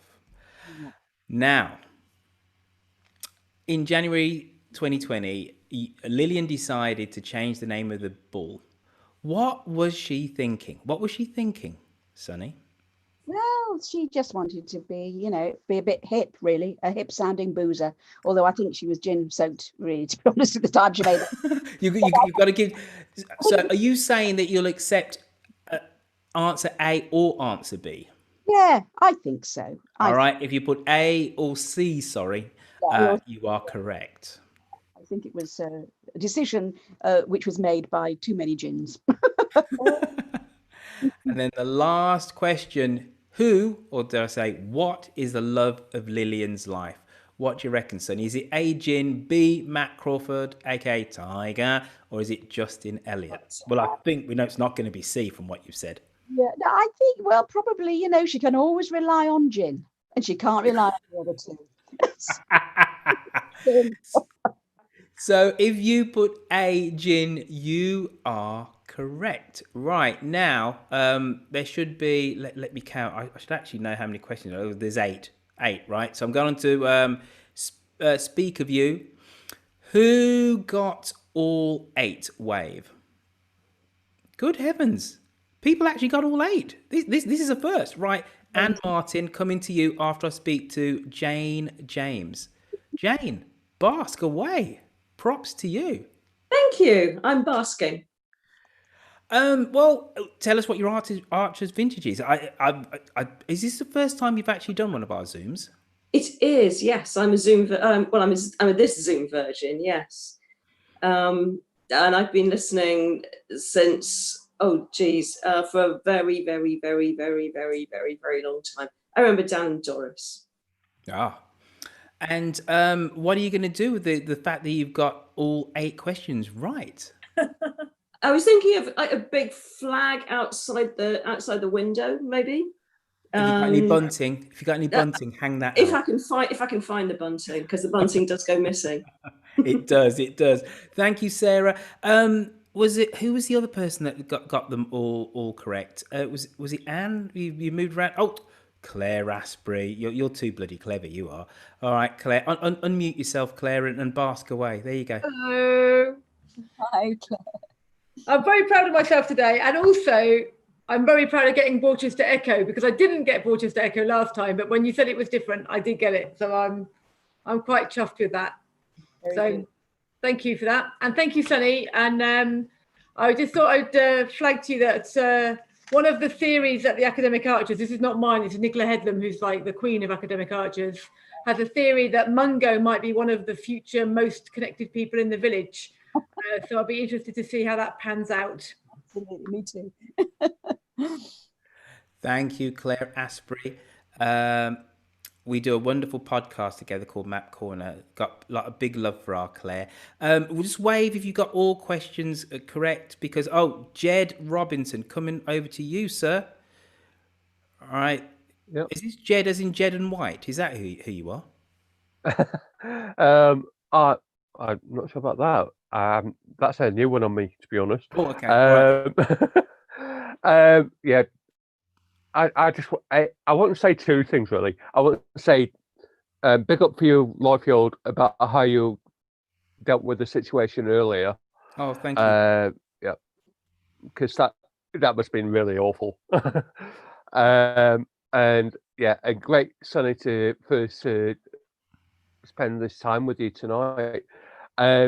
But the question that I was going to ask Sunny, if I have opportunity, is to say, does she think that Matt is dead or alive? I think she thinks that he's alive, because I think, he has a facility, doesn't he, that tiger, to appear. Really, I don't. Yeah, he'll be somewhere doing some dastardly deed somewhere, but yeah, he'll be alive somewhere. He'll be. Yeah. Thanks for the question, International Man of Mystery. Who else got all the questions correct? Oh, Vicky. No, I didn't. What was your arm doing up then? God. Hang on. Leaning against the fridge, sorry. Oh, right, okay. Round here, that's the international sign of I got all the questions right. Oh, hang on, right. The fridge. Sorry. That's all right. Who else? If there's anybody else that just wants to bask and just show the masked ranks of Dum Dummers how smart they are. All right, I think we're done. All right. So if I come back on to speak of you, Sunny, thank you for joining us on this Friday. We did say about 2-3 weeks ago when we did Tim Bentinck, we went, that's it, we're done with this, But like when you got back to me and said you'll do it, I went, we're doing it again. Right? Because I absolutely knew that not only would we have a great turnout, there's like loads of people watching on YouTube, there's loads on Facebook, and it's so great to have so many people on Zoom, because you are, the character you play is the most beloved of the... Look, stop shaking your head and trying to be modest. Lilian is the most beloved of all the current characters by a long chalk. And doing the podcast and seeing the post that we get, I absolutely know that. So I got giddy and excited when you said you'd do the show and whatever. And I'm sure everybody else who's watching now is giddy and excited to be able to see you in the flesh, but then also just to hang with you on a Friday night. So I'm going to unmute you all, if I can even do that. Yes, ask to all unmute. Ask to all unmute. Everybody unmute yourself, and then whilst you're doing that, and then Can you see Vicky? three. Can you Thank see you. Vicky? Let's give a round of applause for our Sunny. Thank you for Yep, the thank you. Thank you so much. Thank you. There you go. Thank you so much.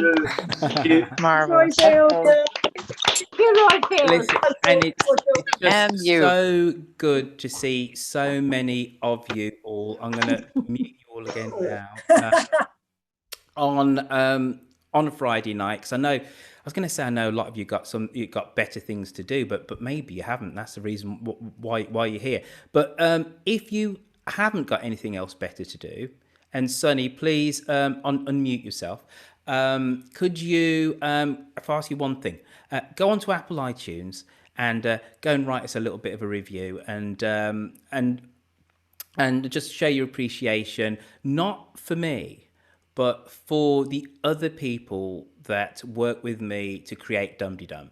And hopefully Yokel Bear is still actually with us. I'm going to go into speaker view. Hello, Dusty. Mr. Bear, you are still here. Mark, could you just unmute yourself, please, sir? Yeah, hello. Long-term listeners of the podcast will know that, Dum Dum was my idea, and for years it was a double act with myself and Lucy. And I'm going to be honest that there have been two other people who have done a lot of work, and a lot of it has been unheralded. And one of them is Mark Evident, Yokel Bear, and the other one is Millie Bell. And I think just because I create the shows, and then Lucy and I had this rapport. Now it's with Kerry and with Peter, and the fact that Mark and Millie, Yokel Bear and Millie, did their thing. Sometimes we didn't always pay the real attention that it did. But Mark you've been doing it for about 4 years now, the Social Media Review? Yeah, it's 4 or 5 years, I think. Well, I know your next one is going to be your last missive. And, mate, listen, thank you for everything that you've done. We're all Archers bonkers, but you went the extra mile. You went the extra step. And every other week, you've been not only listening to what Lilian's been getting up to in Ambridge, but then documenting what all the listeners been reacting to that. So I'd really like to thank you from the bottom of my heart for all the work which you've actually done on Dum Dum, mate. So thank you. Thanks a lot. And I'll send a similar message also to Millie Bell as well personally. But also what I would like to say as well is that when I first started doing the podcast, and I was just incredibly giddy that anybody was listening, let alone the 45,000 downloads a month which we actually get now. I don't know why I asked Millie if she would do the social media roundup. Maybe she sent me a message and it was late at night one night and I just thought this idea was in my head. And the fact that she said yes, and she's been such a stalwart and so relentless and remorseless with doing this is just a real testament really to the podcast, the listeners, and the tone which we've actually engendered. And I'm sorry if I've never really conveyed my thanks enough to you, Mark, and also to Millie Bell for all the work that you've actually done. All right. So again, big ups and big love. Sunny, we're going to have to get you on the podcast proper, right?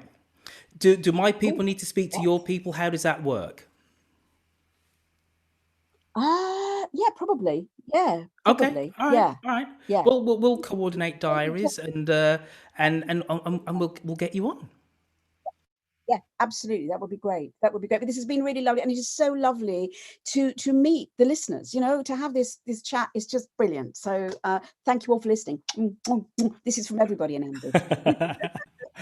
Again, listen, Sunny, thank you for being part of this. Now, you feel free to go now. Right. I know that a lot of Dum Dummers did say that why don't we have a little bit of a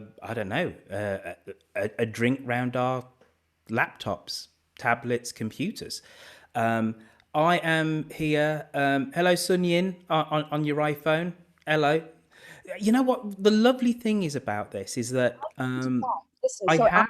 going to go only because I've got me dinner. Oh, you go, Sunny, go. Listen, it has been so lovely to catch up with you all. It's really been great. So much love to you all, and yeah, take care. All right, and take care Bye-bye, in Sunny. lockdown is the thing. Bye-bye. Bye-bye. Okay, bye now. Bye. Bye. It's so lovely to see so many of you, and specifically the Canadian listeners. Suyin, we've met a couple of times now. You're over there in Canada. Obviously, there's Carla. I know people are switching off because they're saying, you know what, I've got family, I've got a life to live and whatever. But to the hardcore that are left, to the 48 that are left here, and then I will look on YouTube. Right, I'm going to pose a question, and then you need to wave Sarah Street. I think you need to answer this question. I know you just sat down. You're looking. Don't look behind you at your big map, right? Sarah Street. I'm going to ask you the question, right? And then people can just like fall in afterwards, right? Now, here is the question, Sarah. You have the ability, the opportunity to bring back a character, and they could be a character who has passed on or has just gone, right? Who is that character and why? And you can't say two people. You can't say Rob, as in Helen and Rob, and you can't say Nigel. Okay. Who do you have back, Sarah? I would actually like to bring back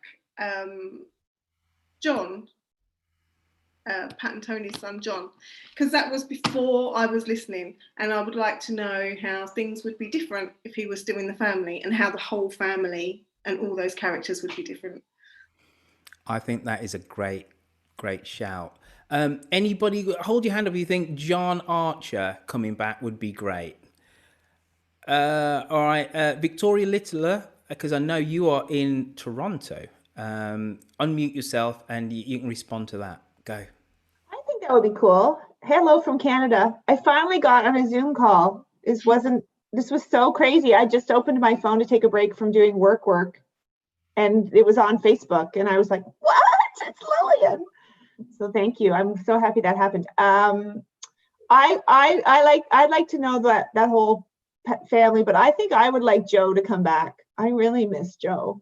I really, really miss him. Oh, yeah. Don't you? Don't y'all miss him, especially during lockdown? Like what he would have been saying and thinking and doing with his ferrets, and I miss him so much. May he rest in peace. I had the opportunity. I walked past him in a corridor in a hotel in Birmingham, and it was only when I was literally past him, I went, "You're Joe Grundy." He went, "I am." And I went, "I'm a big fan." He went, "Thank you," and just kept on walking. Happy day. Cosmo, the man of many a dum-de-dum summary. How are you, sir? Well, the medics would have it otherwise, but I'll live a little longer yet, I think.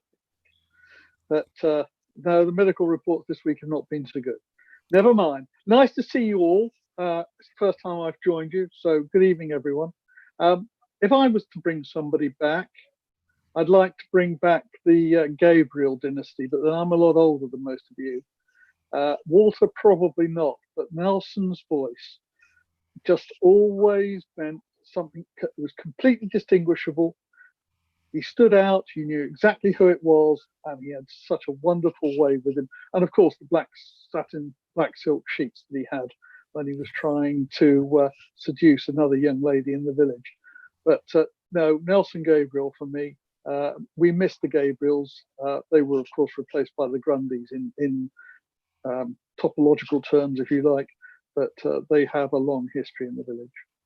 Oh, listen, I always say that Nelson was by far my favourite character. And I just, whenever I heard him come through my radio, I just thought of Noel Coward. It just transported me to another place, and his relationship with his father, with Walter, was utterly great. But just before you go, Cosmo, you're a great lover of soaps, because you're a big fan of Corrie too, aren't you?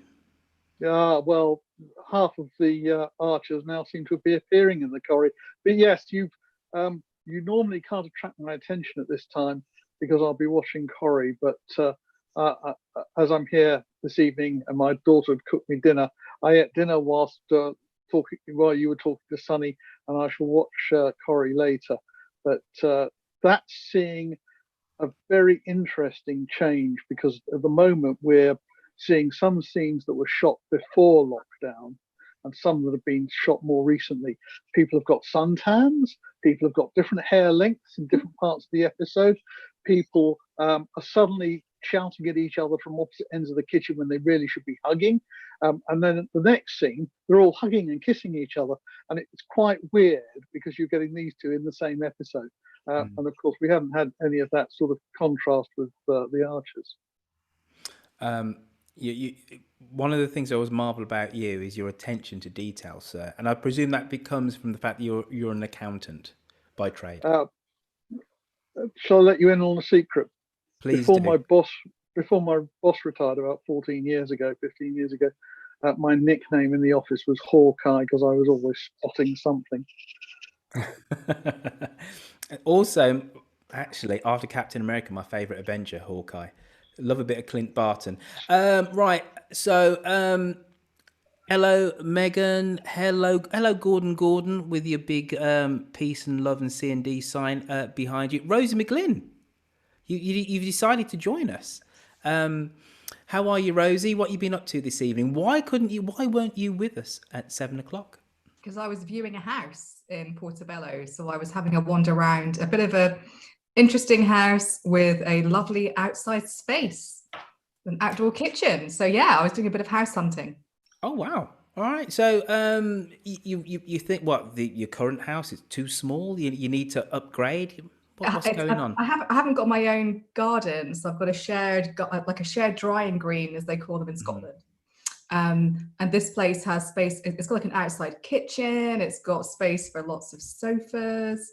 It could be a good party house for when we're allowed to get back out together. So when you come to Scotland, if I get this place, we could do a dum-tee-dum in the backyard.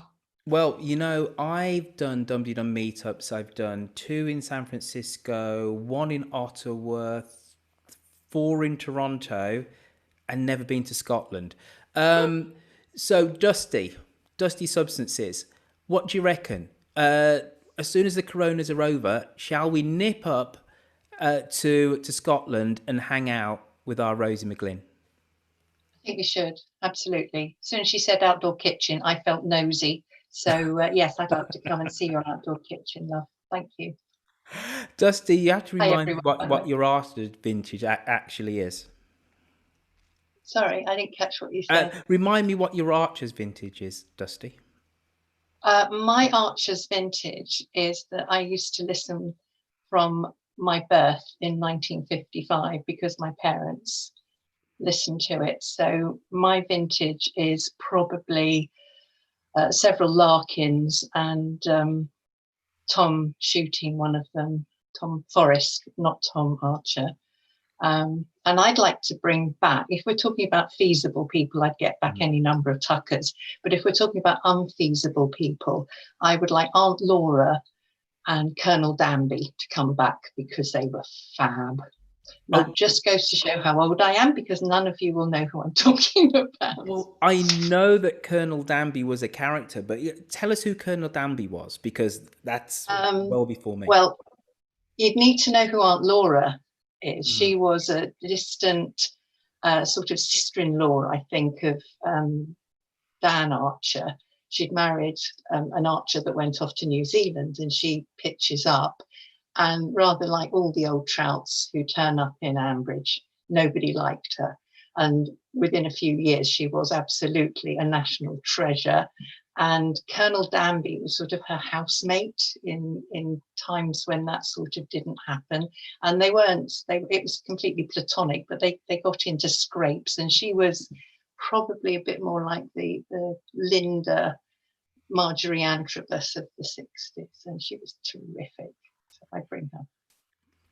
Well, I tell you, if I could bring, other than Nelson, a bit of Marjorie Antrobus back in my life, that'd be great. Anne Marie, your image there is too small for me, so I'm unmuting you. What are we seeing? Bring back Bethany Tucker. Couldn't agree with you more. Couldn't agree with you more.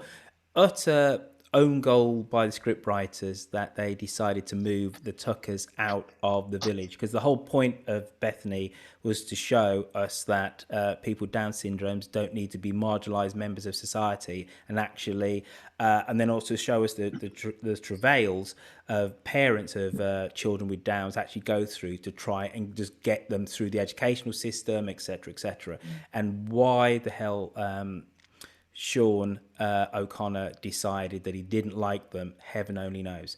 Right, so that leads me on to another question. And this question is, what big mistakes have the script writers made in your time of listening and being a fan of The Archers? So I say that because I believe that the writing out of the Tuckers was a massive own goal. Cosmo, you're nodding sagely. Melly, all right, you're going to tell us about a big mistake that was made. Go. Hold on a wee second. No, you've unmuted me. I don't have to do it myself. Yeah, I think that I totally agree on the Bethany thing, because it looked like they were starting to just explore this stuff, and then they shut it down. And obviously, Royfield, you know me, that I have a child with additional support needs. The Archers, with its lack of diversity in its storyline, whether it's people of Black and ethnic minorities, we had the dude with the vet girl, and she was Scottish, and she was an ethnic minority, and she went away, and they seemed to introduce them as a nod, and then they very quickly write out. So they write out the disability, they write out the ethnic minority and the Scottish, because I like that, Royfield. I'm quite into not writing out the Scottish. So I just feel that they introduce them as just little tropes of, yeah, we're acknowledging this, and then we've done it, so it's gone. Nisha is what I'm remembering about Yeah. minorities coming in and out. And we did ask at a Dum Dum Live, because we had Kerry Davis there, and we did ask him, I said, what was the whole point of Nisha? Because all she did was she assisted Alistair selling a share of the stables, and that was it. And he said, quite honestly, the actor became too big for the Archers. She was so in demand for TV that she just couldn't commit to it anymore. Do you think her role as, coming in and the stuff that she did with Alistair, because that was definitely a point where I listened loads, do you think that was about her cultural heritage, or do you think that was about her being Scottish? They were trying to put two things together and then sell it as one, and then obviously, as you said, the actress became too big. So it was like, what storyline were they actually going to try and develop? Was it about her being a go-getter from a high-achieving... That's an interesting point, and the truth of the matter is, I don't know.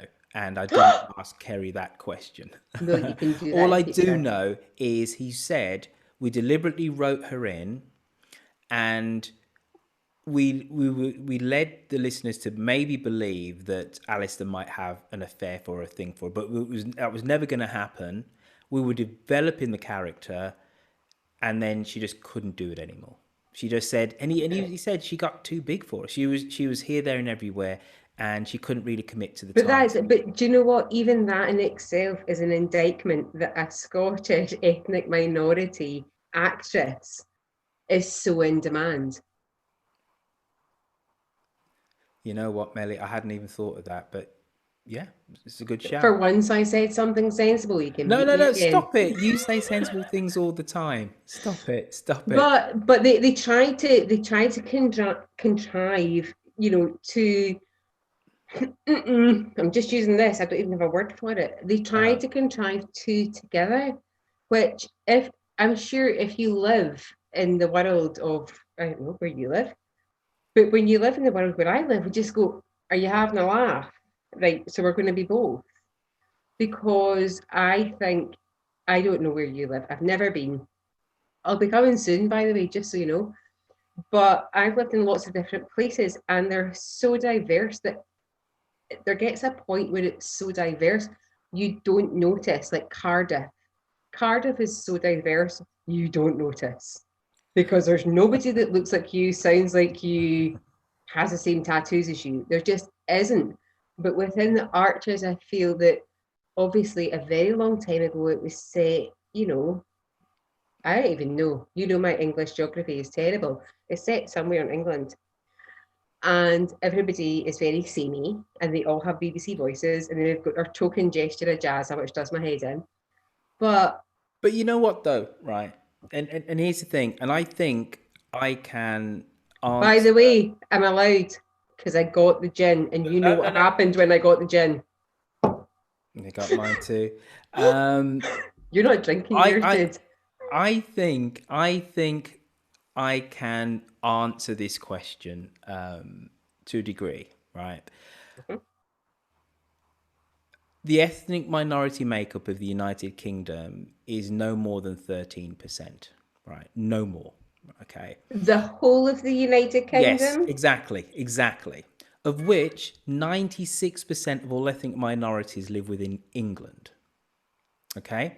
Of which ethnic minorities in any sizable number, of course you can go to any postcode within England and you'll find somebody of Indian origin or of Afro-Caribbean origin. Or How far did they take back the origin?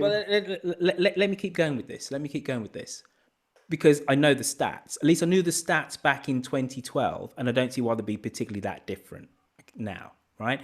So 96% of all ethnic minorities within the United Kingdom live within England, of which it's London, Birmingham. Birmingham is probably majority minority now. Leicester, Leeds. Then after that, it falls. So you got places like Gloucester, Bristol have sizable minorities, right? The ethnic minority population of Liverpool is actually quite small, considering it has a historical dock, right? Yeah. So with that in mind, it's not a massive surprise that Ambridge is pretty white. And I'm quite comfortable with that because it's pretty realistic. You know, there is, you know, yes, there's Usher, but we don't hear from anymore. And Alan has his mixed race daughter, etc. But most villages, most small towns in England or in the Highlands of Scotland or in Northern Ireland or in Northern Wales are gonna be 99% white. And that's Can I just check? Alan has a mixed race daughter. What did I miss? Yeah, she's a nurse. Yeah, but yeah, you don't remember her name. Out of it about Cosmo will be able to say this definitively. About 6-7 years ago, Quentin, did you just wave your hand to ask a question or to contribute?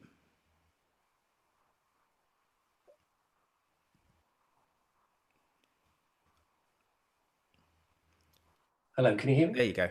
I was just saying I've got to go. So good night, everybody. You were waving goodbye. I was being polite. Yes. Lovely to see you all tonight. And I look forward to talking to you on Monday, sir. Yeah. Cheers, Ron. Pat, there you go. Unmute yourself there, Pat. There you go. Yes, please. In one respect, I am very much with Mellie's views. On the other hand, I'm very in touch with your views. I live in South Wales. I would love to see a better integration in Ambridge, but as you say, Royfield, having been living in Worcestershire for so many years before I moved to South Wales, there were very, very few people with any tinge of colour at all. I lived in Stratford-on-Severn, and I was going to the shoe shop with my 3-year-old daughter, and there was a black person outside the post office, and I said, "Isn't that man beautiful? He comes from a country where there's lots of sunshine." And you hear about people wanting to spend their holidays to get the same colour as him. Isn't he beautiful? So that's how I brought my children up. but we have very few people of colour in Swansea. And a relative of mine explained it to me in the way that in Swansea we have very few mass production factories where coloured people would have come into the country to be employed. I think it was a great loss. I think Amy was the name. Yeah, of Amy Franks. Yeah. Amy Franks.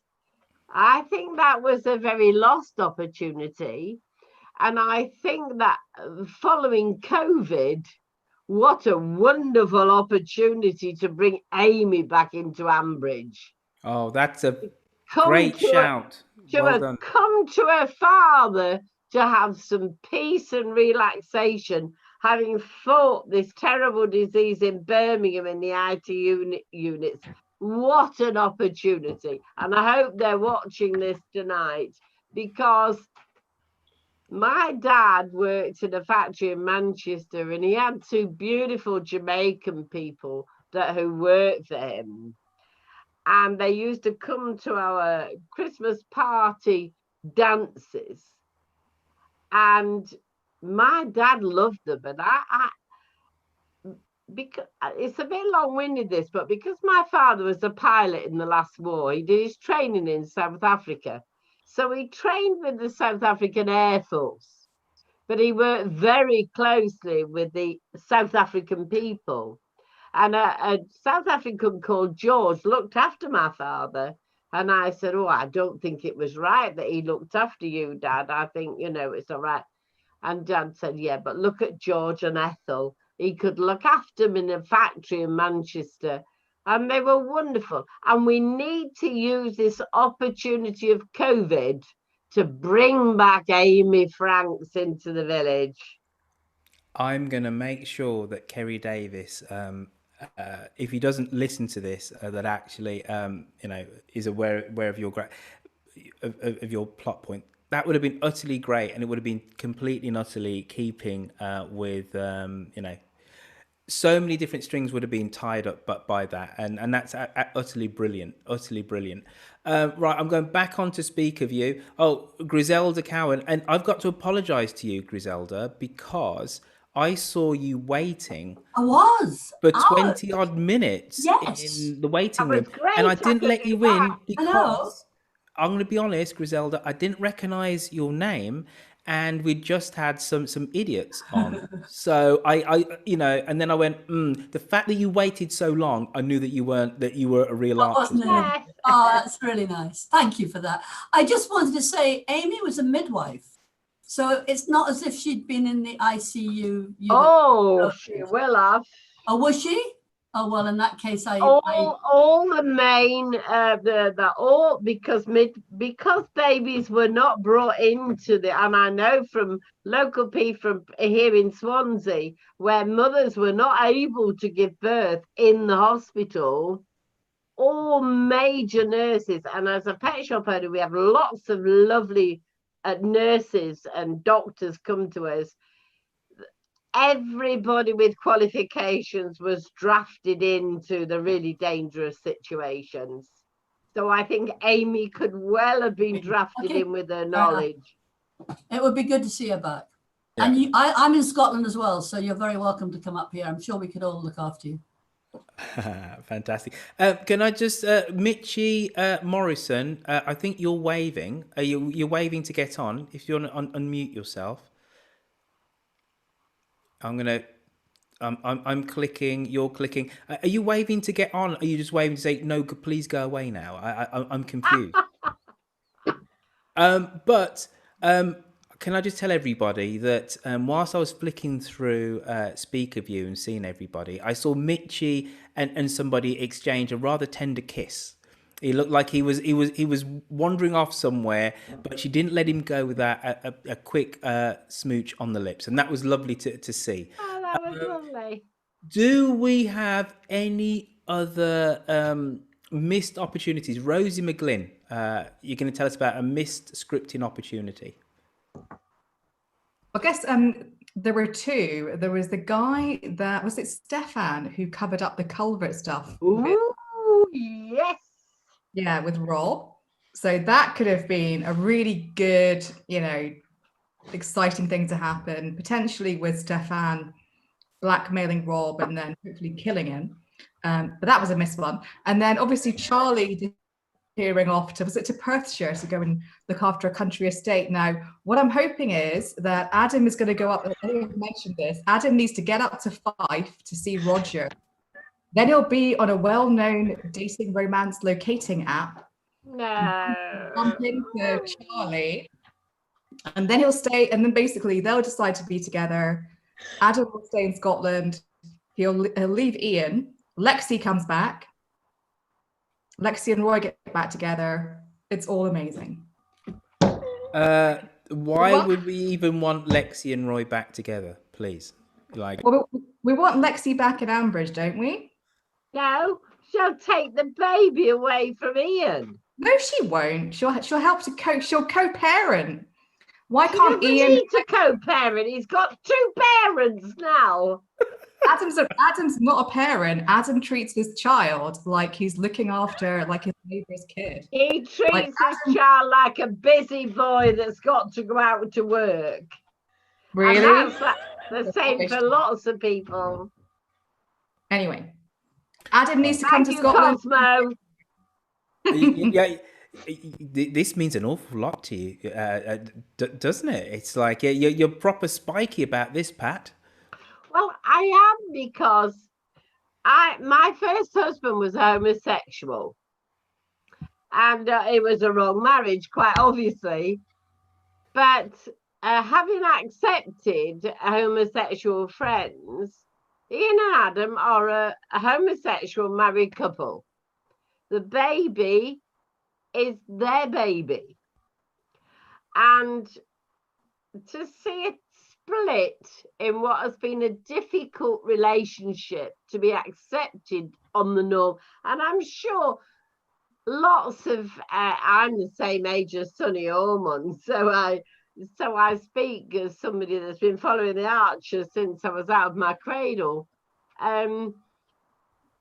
Having accepted an ex-husband who's homosexual and moved on,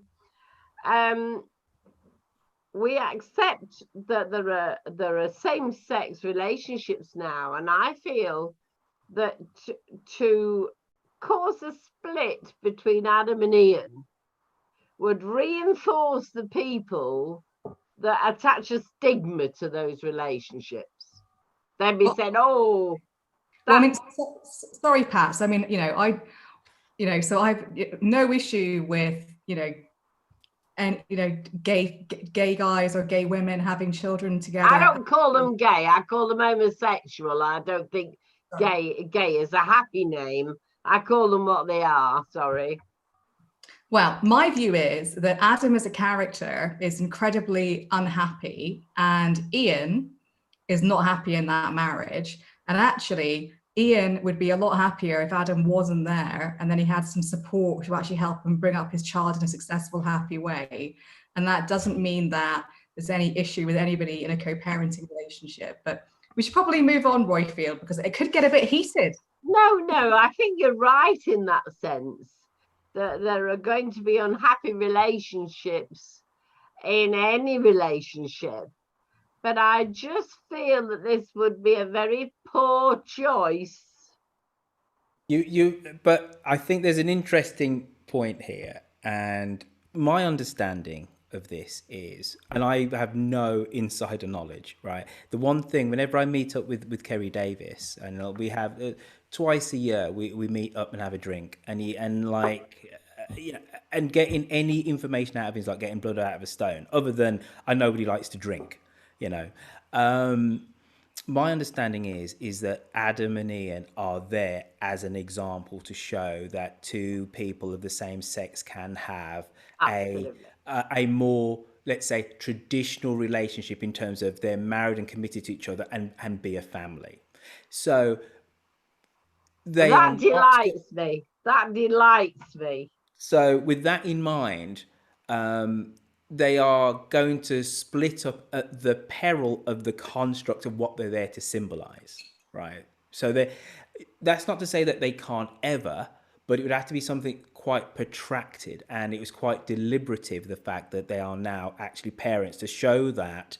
And let's be honest about it, a lot of people that listen to the Archers are relatively conservative, to show that that two people of the same sex can love each other, be in a relationship which traditional society has excluded them from, and to bring up a child. This is incredibly deliberate. So I agree with Rosie, though, that it would be a much more interesting storyline, because there is something about the character of Adam. He isn't happy. He's a miserable sod. He is. He is. Forget what he's there to symbolize. Is a miserable sod, and us listeners don't get that much joy from Adam, right? So as a dramatic plot point, him going off with Charlie, I'm all up for. But I understand there are other constraints, other drivers of his symbolism being with Ian on the show. So Royfield, yeah, Royfield, who would you keep, Roy Tucker or Adam? Who would I what? Choose Sorry. one. If you had to get rid of one character, would you keep Adam or Roy Tucker? I'd get rid of Adam. I think with Roy Tucker, there's a couple of things. There's a few things about Roy Tucker. Number one, the actors all really give him a lot of props. The other actors, sorry. Okay, so he's obviously incredibly good at delivering his lines. And Annabelle Dowler, it was effusive about him. So was Anya, right? They're all like Ian Pepperell's good. Even Tim Bentinck. So it's not a generational thing, because Tim Bentinck is like a generation older, and he was like, Pepperell's good, right? So that tells me that he's actually wasted, he's underutilized.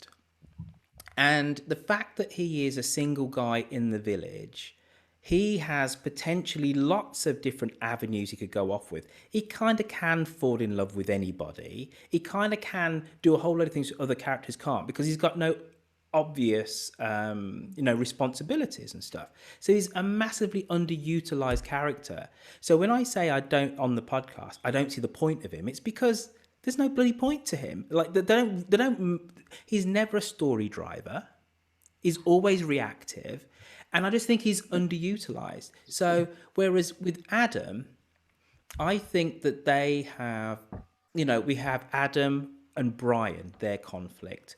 We have Adam and Debbie with their relative conflict, the fact that they're both of them wanting to run the farm and stuff, and that Brian goes to Debbie and asks Debbie for all this kind. So we've had much more character development and situational development with Adam. So I'm tired.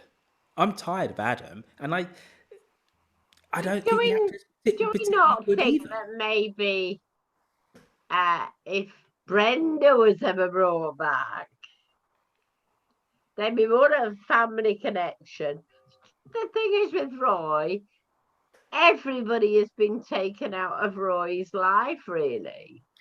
Absolutely, and he's still there. And to what point? Just give us the point. Yeah, sorry, Dusty. I think the thing is that in any production, you need some characters that are not going to have fireworks exploding around them all the time. And it's very difficult when you've got a weak character, and it's not always the person with the least to do that lets it down. I don't think Roy lets it down at all. And I think Adam frequently, the character, not the actor does what he's directed to do. So this is not a criticism of the actor, especially because I know he was told to change his voice. When he first came in to play Adam, he sounded different, and he was told he sounded too much like another character, and I can't remember who it is. This is the joy of being so old. And he was told to change his voice to what he's doing now, and it's bloody boring. It really is. And the character has sort of fitted in with how he sounds, rather than Dusty. I'm all the way. Hold fire just there, Pat. 1 minute there, Dusty. Cosmo, you've been waving for some time, so you're up, Cosmo. Oh, wait a minute. There you go. Asked to unmute. Thank There you you. go. No, am I with you now? Yeah. Right. I think that a role might very soon develop for Roy if one of the other things that has come out a few weeks ago, if Kathy comes back to go, there becomes a vacancy. And the only person who can really become manager at Grey Gables is Roy. And I'm sure that he's the only person who's going to get the job. And therefore, there will be a point to him. And we may go back to far more Absolutely. Stories set at Grey Gables. The thing that I think ought to happen at Grey Gables, and I've said this repeatedly over the years, and the scriptwriters keep ignoring me, Oliver ought to sell it to Ian once he's back from baby stories, and Roy between them, and they buy it and take over from Oliver, giving him a chance to retire properly. I think the problem with the baby story, and I've said this before, is that it's 10 years too late. There was all this fuss with Ian's female friend who was going to do it 10 years ago, and then we got a succession of gods, editors and so on, that just ignored the storyline and left it hanging for 10 years. I think if it had happened 9 years ago, it would have been far more sensible because they would have been a lot younger. I'm inclined to agree. Who hasn't actually been on microphone in this episode? There's 24 of us left. Pat Brown, you're always so vocal every time we do one of these Dum Dum Zooms. Pat, go on unmute yourself. Well, you talked about missed opportunities. I was just thinking about people of colour, and I was thinking of Nolatando came back, and then she's been shuffled off. Amy, as you've already mentioned, and I don't think it's a good excuse to say the actress was too busy for Anisha. Is it Anisha, the vet? Anisha. Yeah. Anisha, because as Sunny's just said, she came back to play Lilian after she'd been away. So, that character could come back with a different actor. So that's not a good excuse. And I mean, I used to live in a village years ago, and I don't think there were any people of colour, to be honest. But although I think there are now, because there's an Indian restaurant there, so there's probably people that work there. There must be people of colour. But I haven't been because I don't live there anymore. But I noticed that there is one. So I think that's changing, and just one or two. It would just be nice. And I don't think it's a good excuse to say the actor's too busy, because just get another actor. We're on the radio, for God's sake. But the thing is about that though, Pat, right? You have a degree. You have a point to a degree. However, whenever they change an actor, and let's think of the two Toms, there's a gap. Because it'd be too jarring, right? Yeah, but it's been a long gap. Too jarring. You couldn't just go from 1 week she spoke like this and another week she spoke like that. No, but Anisha hasn't been in it for ages, so. The other thing about that, I would say that as listeners have not been invested enough in Anisha. There wasn't enough of her. But that's just. I just don't think that's a good enough excuse, though, to say she's too busy. But she walked out. She said, "I can't do it." It wasn't them saying. Then you get someone else. How many people can remember what Amy sounded like? Certainly could bring Amy back. Yeah, we could bring Amy back. She could have met a fabulous West Indian in Birmingham, and she could come back to our. She could. It would be wonderful. Pat Robinson, where have you been all my life? You're a one. You are. Yeah, you're going for it tonight. Oh, well, born in Bedfordshire, brought up in Stratford and living in Swansea. And I just feel that she would be brilliant, Amy, wouldn't she? I thought she was a great character too. But right, now, there's a couple of ways this can go, right, folks? Because I've been sat in my parents' dining room now. I know it looks like I'm sat. Where are you now, Royfield? Are you in America or are you here? No, I'm in Birmingham. At Mar and Pars. And so I'm being sat here since 6 o'clock. and my bum's getting quite numb, right? So, right, there's two ways this can go. I can either in about 5 minutes say, we're done, or I can leave this open and you can all chat with each other. I don't really mind either way, but my bum's numb and I need to go and have a wee wee. Right, so I'm going to have to go soon. Right, so before people are waving and whatever. So just before we completely go, because there won't be another Friday Zoom anytime soon. Oh. All right. Robert Flood. Robert, how are you, sir? We've never actually spoken. Fine. I'm here in Dallas, Texas, and I just wanted to bring up the Pip. What did you want to bring up, Robert? It needs to I wanted turn bring up round. the voice change of Pip. Yes. What a change of actresses that was. It was, and not only did she have a change of voice, it was a change of character, really. Totally. Yes. It's not the same character at all. They just both happen to be called Pip Archer and both have the same parents, but they're different people completely. A metamorphosis. Totally. You're in Dallas, Texas. I've only ever been Yes. to Texas once. I went to Houston once, and I'm not going to say I found it particularly a wonderful experience being in Houston per se. But how did you become a fan of the Archers, sir, all the way over there in America land, in the Lone Star State? Well, actually, I was born in Washington, D.C. back in 1955, and I was born visually impaired. So when I had a chance of discovering radio drama, of course, it led me to many of the BBC offerings, like Westway, if anybody remembers that serial. Yeah. And The Archers. And since I can get the podcast now, my vintage goes back to 2008 when I downloaded my first podcast. Well, listen,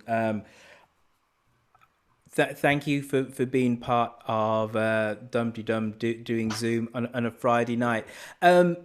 Su Yin, I'm going to come to you, and then we're going to do one other, and then I'm off because I've got parents to hang out with here. So Su Yin over there in Toronto. Hi everyone. Bye-bye, Dusty. Bye-bye. So finally lovely to be on one of these Zoom meetings. It's kind of like tied in with work and stuff because I'm in Toronto in Canada, and so it's like 5 hours 5 hours behind you guys. So I told him I was so yeah, it's been great. I'm just waiting because I've got to say goodbye. So when you leave, I've got to go and get my dog from the groomers. Nice to speak to you again, Rockville. And you, Melly. I should have muted you. All right, everybody.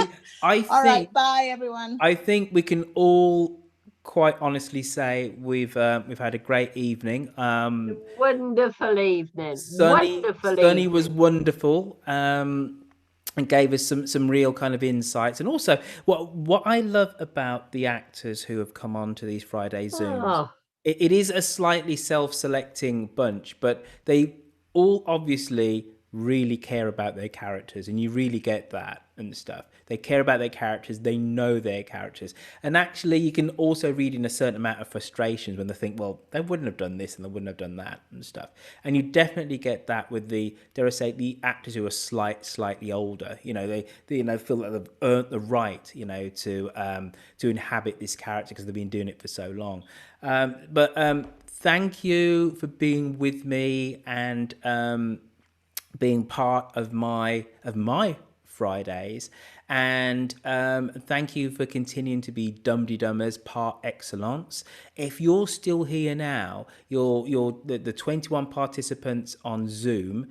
The last time I looked on Facebook, there was a scary amount of people who were watching this. There was like 180 people on Facebook. If you're still watching this, you are the hardcore. You are the ultras. You are the Archers terrorists, and I'm just glad to call you my friend. So big up to the Archers and to Ambridge. Thank you for being Dum-de-Dummers. And if you haven't done so already, download the bloody podcast. No, not download the podcast. You do that already. Write us a review on Apple iTunes and read Cosmo's very funny and sometimes incredibly insightful podcast reviews, which he puts on dumdydum.com. So that's me. I'm done. Busting for a wee. Want to hang out with my mum, watch a bit of telly. Take care, everybody. Bye-bye.